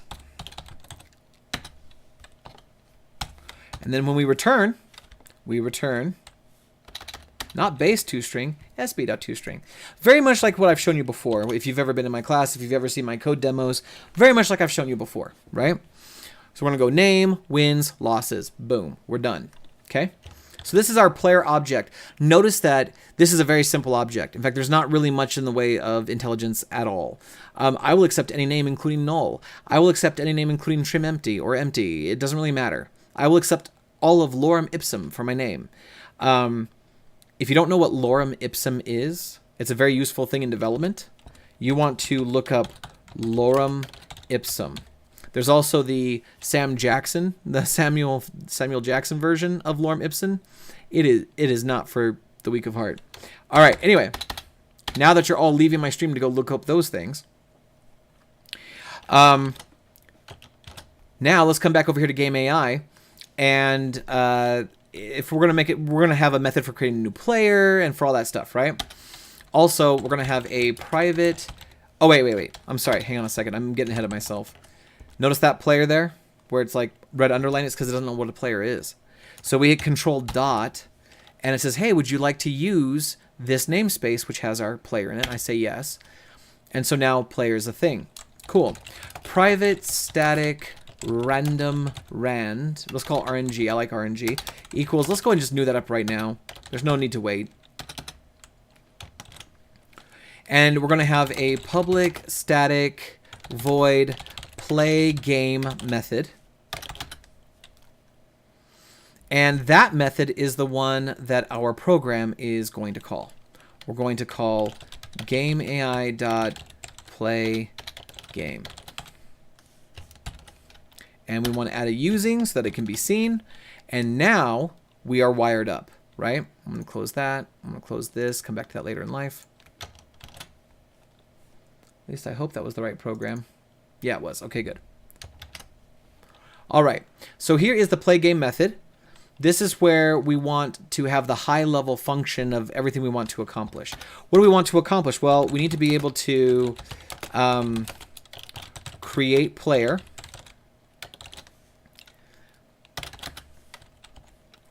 Which is going to require us to prompt for a name, right? So I probably need to have a public static string prompt for name. And I would love to have my library handy for that. Good news is I have the code handy, but you know, whatever. Ooh. All right, I'm gonna cheese it a little bit. And I'm going to grab a copy of this class file and drag it into controllers, if it will let me drag. It's not letting me drag. Sorry. Let's try that again. It's because I had more than one thing highlighted. Let's go to controllers and drop that. CIO. Okay. So I've cheated a little bit, and I copied a version of this class over. All right. And the namespace is just going to be... I'm going to give it the namespace console UI. Hopefully that's okay and nothing gets mad at me. So you know what, this prompt for name thing, don't even need it because I'm just going to call console, I'm going to call CIO and do the prompt there. All right, so we're going to create a player. After we create a player, we are going to initialize game, right? This is going to be how we start the game off. And then once we have initialized, we are going to, this is called play game. Yeah. Okay, fine. I'm going to call this run, and I'm going to make play game a different method. Public static void play game. But now I have to come over here and make sure the program is calling the right thing. I thought I was going to get away from using a run method, and I'm not. Okay, so then I will have a public static void declare win-loss. And then we need to have a prompt to continue. That's where I'm probably going to go back to CIO and add my prompt for bool, right? Yeah, I'll probably do that. Okay, so you can see the layout of this application. I probably should have done this as UML first. I know you would have loved that, but I just want to show you like the C# aspect of all this, right? So in run, actually, let's see. We're going to have private static bool, and let's see. I'm going to call it game over. Do I need it there? No, I don't need it there. I'm going to declare it somewhere else. Play game. That's going to have the game over one, right? And then this one's going to ask if it wants to play again. So I'm going to have a do. And no, I'll do it the long way. Bool keep playing equals true. While keep playing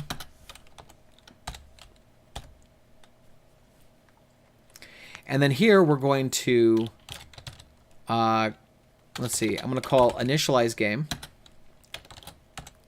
We're going to call play game. And then we're going to call declare winner, declare win-loss. And then we're going to have keep playing is going to equal CIO, it's been a nutball, CIO dot prompt for bool, which I don't have yet, but I will. I'm just going to go ahead and comment that line out for right now so it doesn't cause problems. And then we'll keep going from that perspective, right? Create player is all about building the player anew. So we're going to have string name equals CIO dot, and then we'll do prompt for input. Please enter your name. And allow empty is actually going to be false.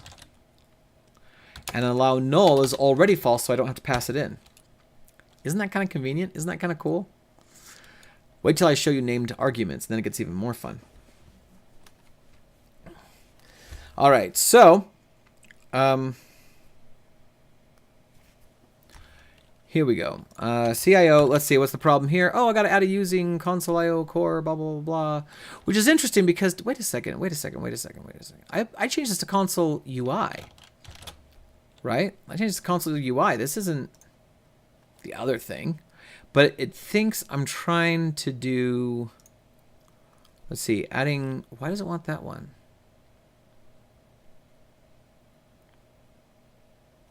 No, don't do that.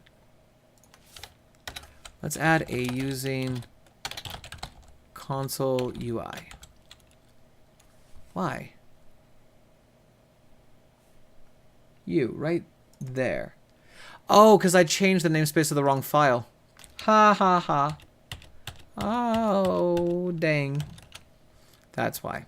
I changed the wrong file. There we are. This is the one I want to call console UI. There we go, I fixed it. Okay, and it's okay to be wrong. It's okay to be wrong. That's how you learn how to be right. Okay, so I've made sure that they can't give me empty and they can't give me null. So once I have something back, I might want to do like a trim empty check. Another day, another time. Or actually what I'll do is I'll say if name, let's see, if string dot is null or empty. That's just a fast way to check name. I know it won't be null, but it might be empty if I do dot trim, right? If that's the case, then name equals player. That way I never have a useless name. I've always got something. And then here we will say that the player variable is going to equal a new instance of the player class, passing in the name for the constant. And there we go. Now we've built our player, right? So there's our create player. Here is initialize game. And initialize game is going to call create player. And we're going to need private static int answer. We're going to need that. We're also going to need private static int. Actually, no. I'm going to show you a way around this. Well, let's see. Int max guesses. Do I want to do it that way? Nah. Let's keep it simple. Let's keep it simple. Let's just do guesses. And initialize game will set that. Let's see. I probably want guesses made. And I will, for ease of my life, do a private static list of type int called guesses. Just, yeah.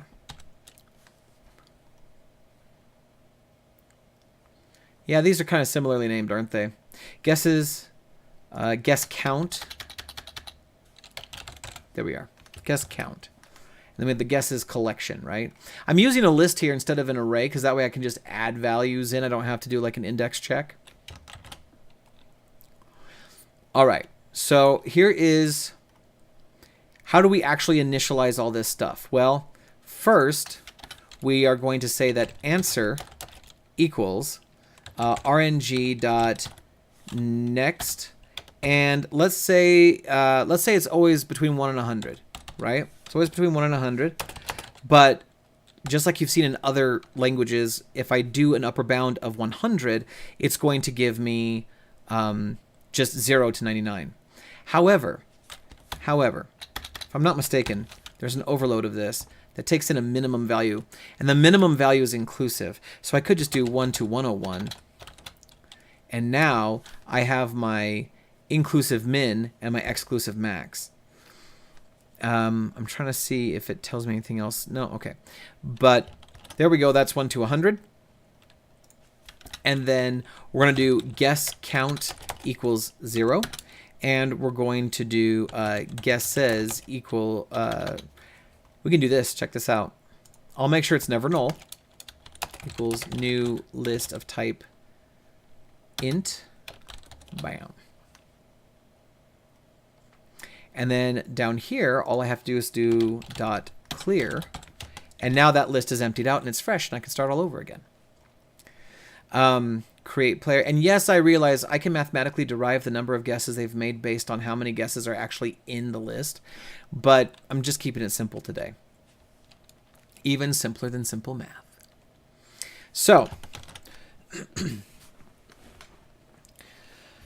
oh, dang it. Now I want to do the derived version. Anyway, so we're going to create the player. Once the player is created, then we're going to play the game. Oh, wait a second. No. Initialize game is just about building the game, right? Getting the game started. Okay, cool. This is us initializing the game. Then there is playing the game. And let's see. We're going to have a do.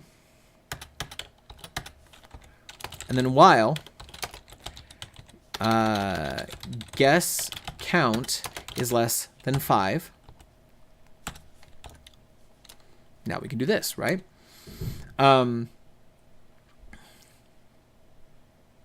Shoot. You know what? I'm already hating what I'm doing. That's okay. I'll show the alternative at the end. That's what I'll do. I'll show the alternative at the end. All right, so here, what are we going to do? We are going to ask them to give us a number. We don't have that method yet, and it would be super helpful if we did. It would be super helpful if we did. So we are going to build that method. We're going to have a public static, and for the usefulness of this method, I'm going to go ahead and go with long, and we'll do prompt for whole number, and I will have a string called prompt And then I will do, int min, int max, and then we'll go from there. If min is greater than the max, that's a problem. And I'm not just going to automatically flip them because I think the developer should know if this is an issue, right? If min is greater than max, then we're going to throw a new argument exception. The min cannot be greater than the max.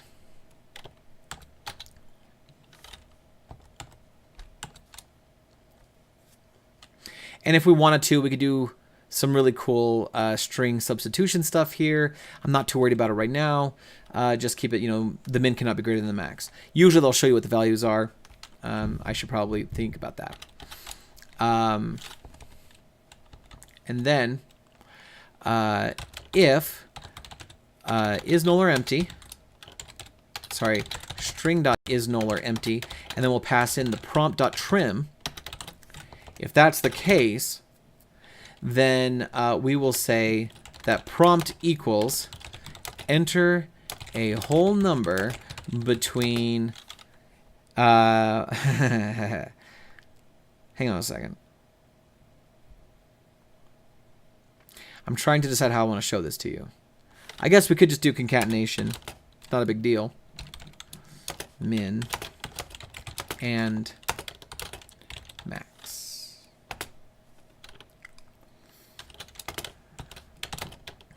There we go. There are 4 major ways to approach this. And I know my favorite way, but I'm not willing to show that to you just yet. Not today. Tomorrow. Okay. All right, so prompt, enter a whole number between the min and the max. Okay, good. And now, down here, we're going to have bool is invalid, like we've done so many times before. Is invalid equals true. And I'm going to have a do while is invalid, as we've done. And then here, I'm going to have the string input equals, and we're going to call prompt for input with our prompt with allow empty false, because that'll never parse. If it's empty, it'll never parse, right? So we don't want that. And notice that I'm using one method. I'm leveraging a previous method to assist in the current one, right? And now I can say, oh, wait a second. I have to have a long num. I'll just set that equal to 0 for right now. And then here, I can say if not, let's see,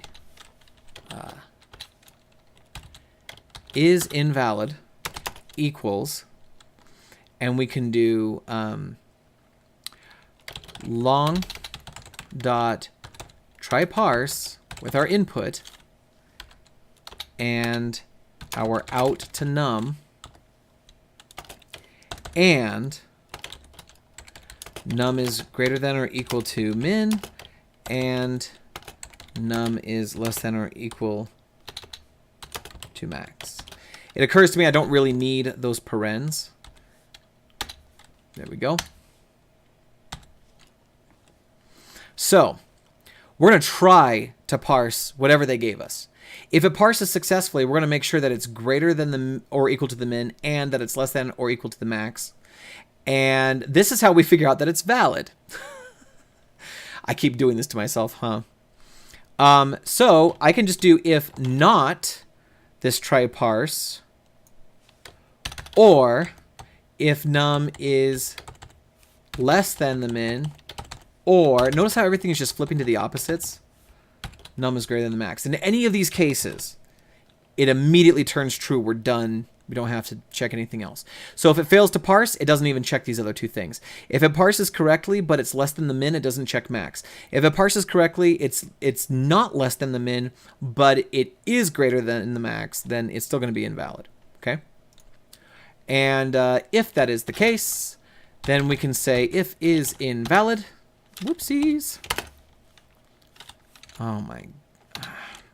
Invalid. There we go. If is invalid, then we can do a CW out. We can do your input was invalid. Please try again. And yes, I have in the past used a helper method to determine or just print out that message. So I don't have to type it over and over and over again. And then once we get down here, we're going to go ahead and just return the num, because if we're outside here, then we know that it's safe. We're good to go. Okay, good. So this returns a long. I'm going to have to keep that in mind as I'm doing all this other stuff, right? But not a big deal. I can, let's see, they've got an int that is the answer, and that's perfectly fine. I'm going to just say that I don't even really have to cast them or anything. I can just say,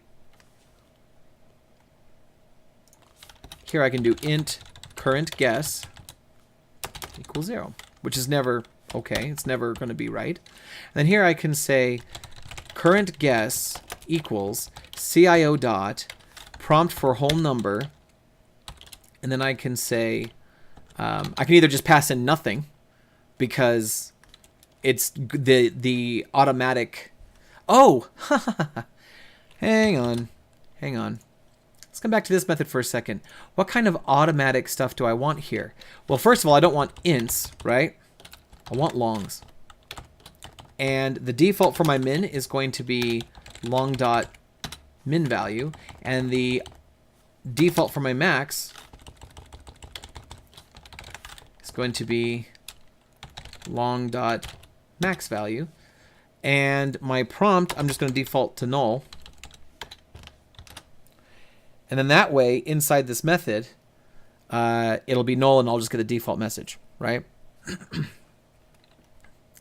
But that wording is kind of sterile. So I'll say, guess a number between, and you know what?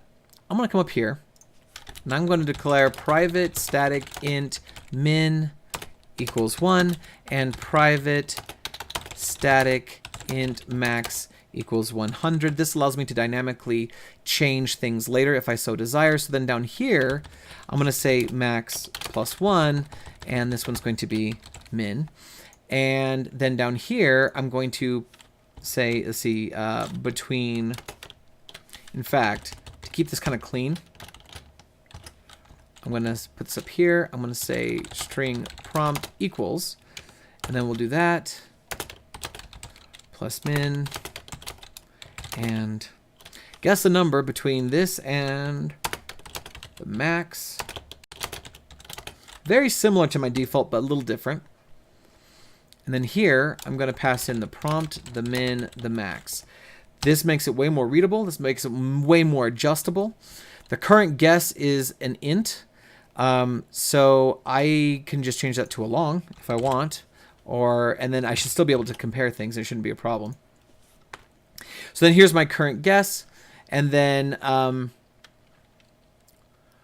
we need to be able to validate the guess, right? So I want to make a new method. It's going to be public static bool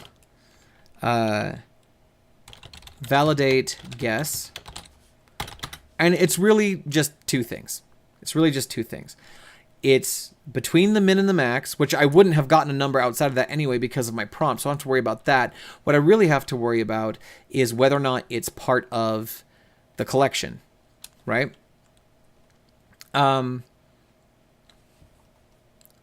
So, validate guess. Let's see. Yeah, validate guess. And this one is going to be if, let's see, bool is valid this time. It's valid. Equals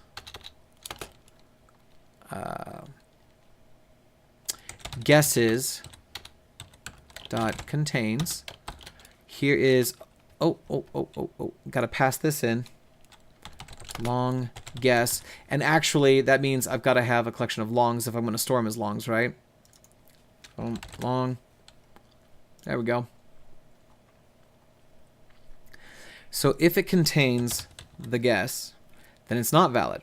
So I want to do if it doesn't contain the guess, then it is valid. So if is valid, then I can do guesses dot add the guess, and I can return is valid. There we go. Okay, so really simple validation method that validates the guess, and if it is valid, adds it to the numbers guessed. And we also need to then increment. Yeah. There we go. It's actually guess count, I believe it is, right? Guess count plus plus. There we go. There we go. So we're going to do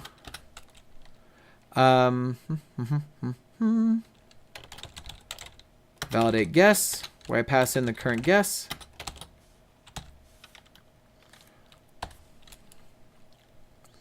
And then I can do if not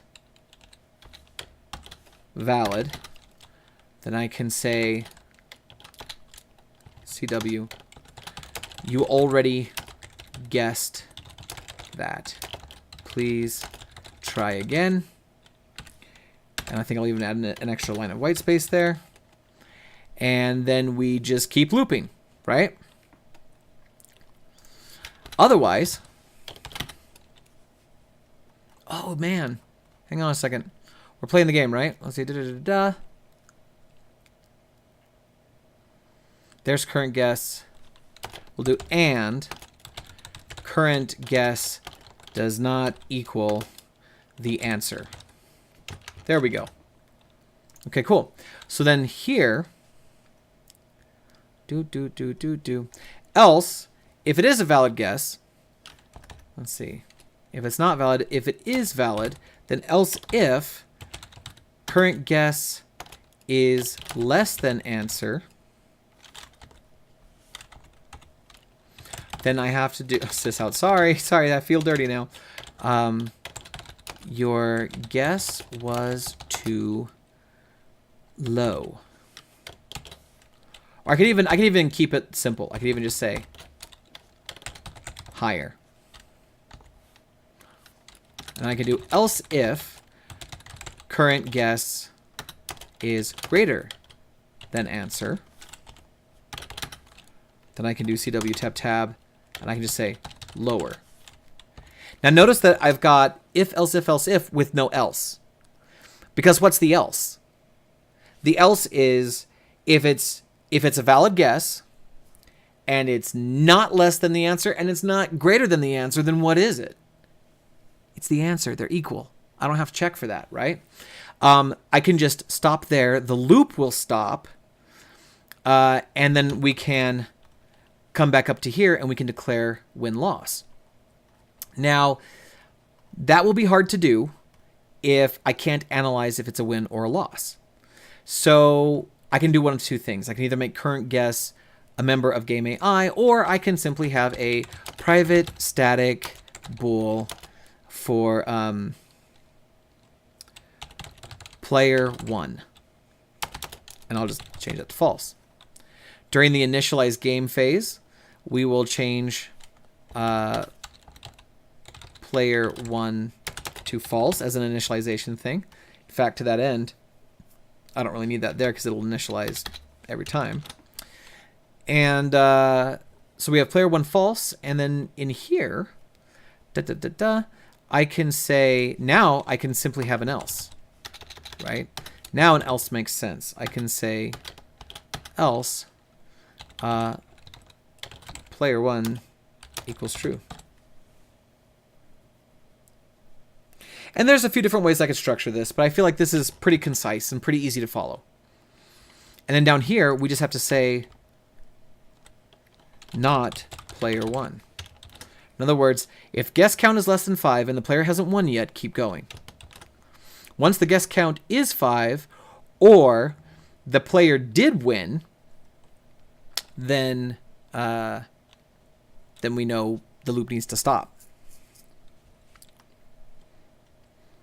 Okay. So, finally, down here in declare win-loss, I'm just going to have I'll have a string. Let's do a ternary, guys. Let's do a ternary. And we'll call it the win-loss message. And we'll put U space and then plus, and then check this out. We'll do a parenthetical just for readability, if nothing else. Player 1, if they did, then we'll do you win. Otherwise, you lose with a sad face. And then we'll simply print that out. Win-loss message. There we go. Nice and easy peasy. It's really not a lot of difficult or different things, right? Okay, so now we've got that. Now we need to figure out, okay, how do we ask them if they want to play again, right? And we can declare a prompt for bool or whatever. For right now, I'm just going to assume true. I can always fix that later, but we've gone on long enough, and I want to stop.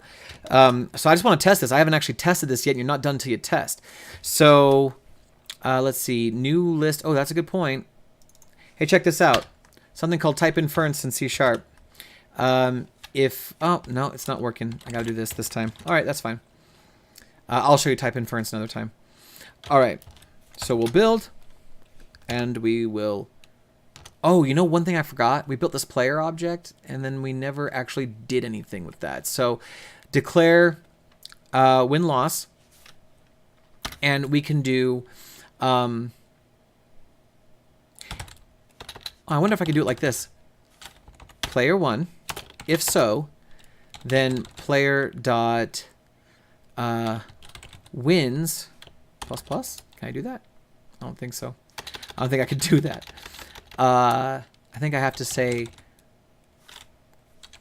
player dot wins equals player dot... Why isn't it seeing that? Hang on a second. What's up with my player? It's public. Blah, blah, blah. Static. Isn't that static? It's static. Player. Oh, I think it's because this isn't initialized to anything. And code can't see it. Or maybe it's just that it's in the stinking ternary. Alright. In that case, if player 1, thought I could get away with ternary there, then player dot wins plus. Can I do that? Yeah, it'll let me do that. Else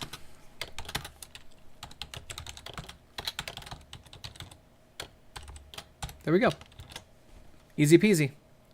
Notice that I'm interacting with the properties on this one, but the properties get a number, and I think that it knows how to handle that. So you won, and then right here we will do a let's just print the player out after we do the message. There we go. In fact, I think I'm going to add a new line in there just for readability. Okay, there we go. Now let's go ahead and run this thing and see what it looks like. Oh, look, it doesn't do anything. Run initialize game. That's good. Let's make sure that we're running the right thing. Program calls game AI run. Okay. Then we have initialize game, which comes down here to create player. Wait a second, did I goof? No, I didn't goof. Oh, it's because the startup project of the solution. That's what it is. This one right here needs to be... when I go to start the solution, when I hit Control F5, I'm running the solution. And it needs to know which project is the startup project. Okay, so let's do set as startup project. Good deal. And let's go ahead and run. Please enter your name. Krebs. Guess the number between, oop, got to fix that formatting, right? I'm going to do 50. And we got to go higher. I'm going to do 75. And we got to go lower. I'm going to do between 7, I'm going to do 62. And I got to go lower, so between 62 and 50 is going to be 56. And I got to go lower, so 53. Ah! Oh, I didn't print out the answer either. I meant to do that. All right, cool. Hang on a second. Control-C to kill the console. And let's see. Right here, I can do win-loss message will be the answer.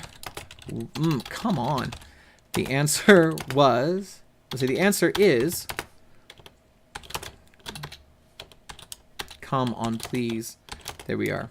Answer this. And then I'll actually do a new line. There we go. All right, cool.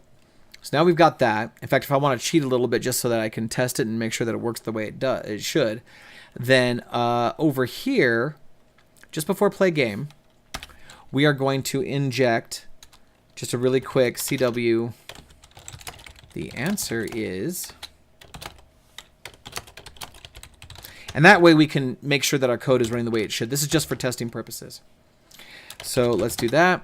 Oh, and I forgot to hang on, it bothers me already. Got to come down over here and get that space. There we go. Okay, fixed it. The answer is 34. Okay, so normally I would, well, let's do one. Let's do another one. You already guessed that. Please try again. Let's do another one. See, look, it's not running out of guesses. That's good news, right? 2, 3, 4, 5. And it says the answer is 34. You lose, and then I have a loss, and then I can't do empty, so let's do Krebs again. And then the answer is 52. Okay, cool. So now let's do 52. We'll just guess right out of the gate, and it's a win. Oh no, losses got set back to 0 because we created a new player. That's right, we created a new player. All right, so what that tells me is that I should not be creating a player at the start in an initialized game. Create player should be separate of initialized game. So we're going to do create player here. Oh no, we're not, because we want the same player the entire time this thing is running. We're going to do it there. There we go. That feels better. And then inside here, we'll get rid of that. Sounds good to me. All right, now let's run it again. Hey, brother. Hey, Dad. That's my son. How you're not done? No, I'm not done, but just give me a second. Hurry up. Okay. My son told me to hurry up. All right. So there we go. Wins, losses. Let's see. The answer is 15. Let me do 15 again. And we get another win and so on. And of course, that would incorporate would you like to play again? And we'd add that logic. But you guys see what's going on. So those are just the basics. What did we cover today? We covered how to we covered how to start a new project. We covered the difference between a console and a library, although I came across that issue where I couldn't bring a personal library into a new project. I got to figure out how to do that. It's a little different process than what I'm used to, so I'll figure that out and I'll show you guys that trick later. We talked about the native types versus primitive types. They're very, very similar. Primitives are a subset of natives. But value types and reference types in C# are special because I can make custom versions of both. The player class we made was a custom reference type. But if I had made that a struct instead of a class, it would have been a custom value type. That's something you can do in C#. We covered how to declare methods. We covered making static classes versus normal instance-based classes.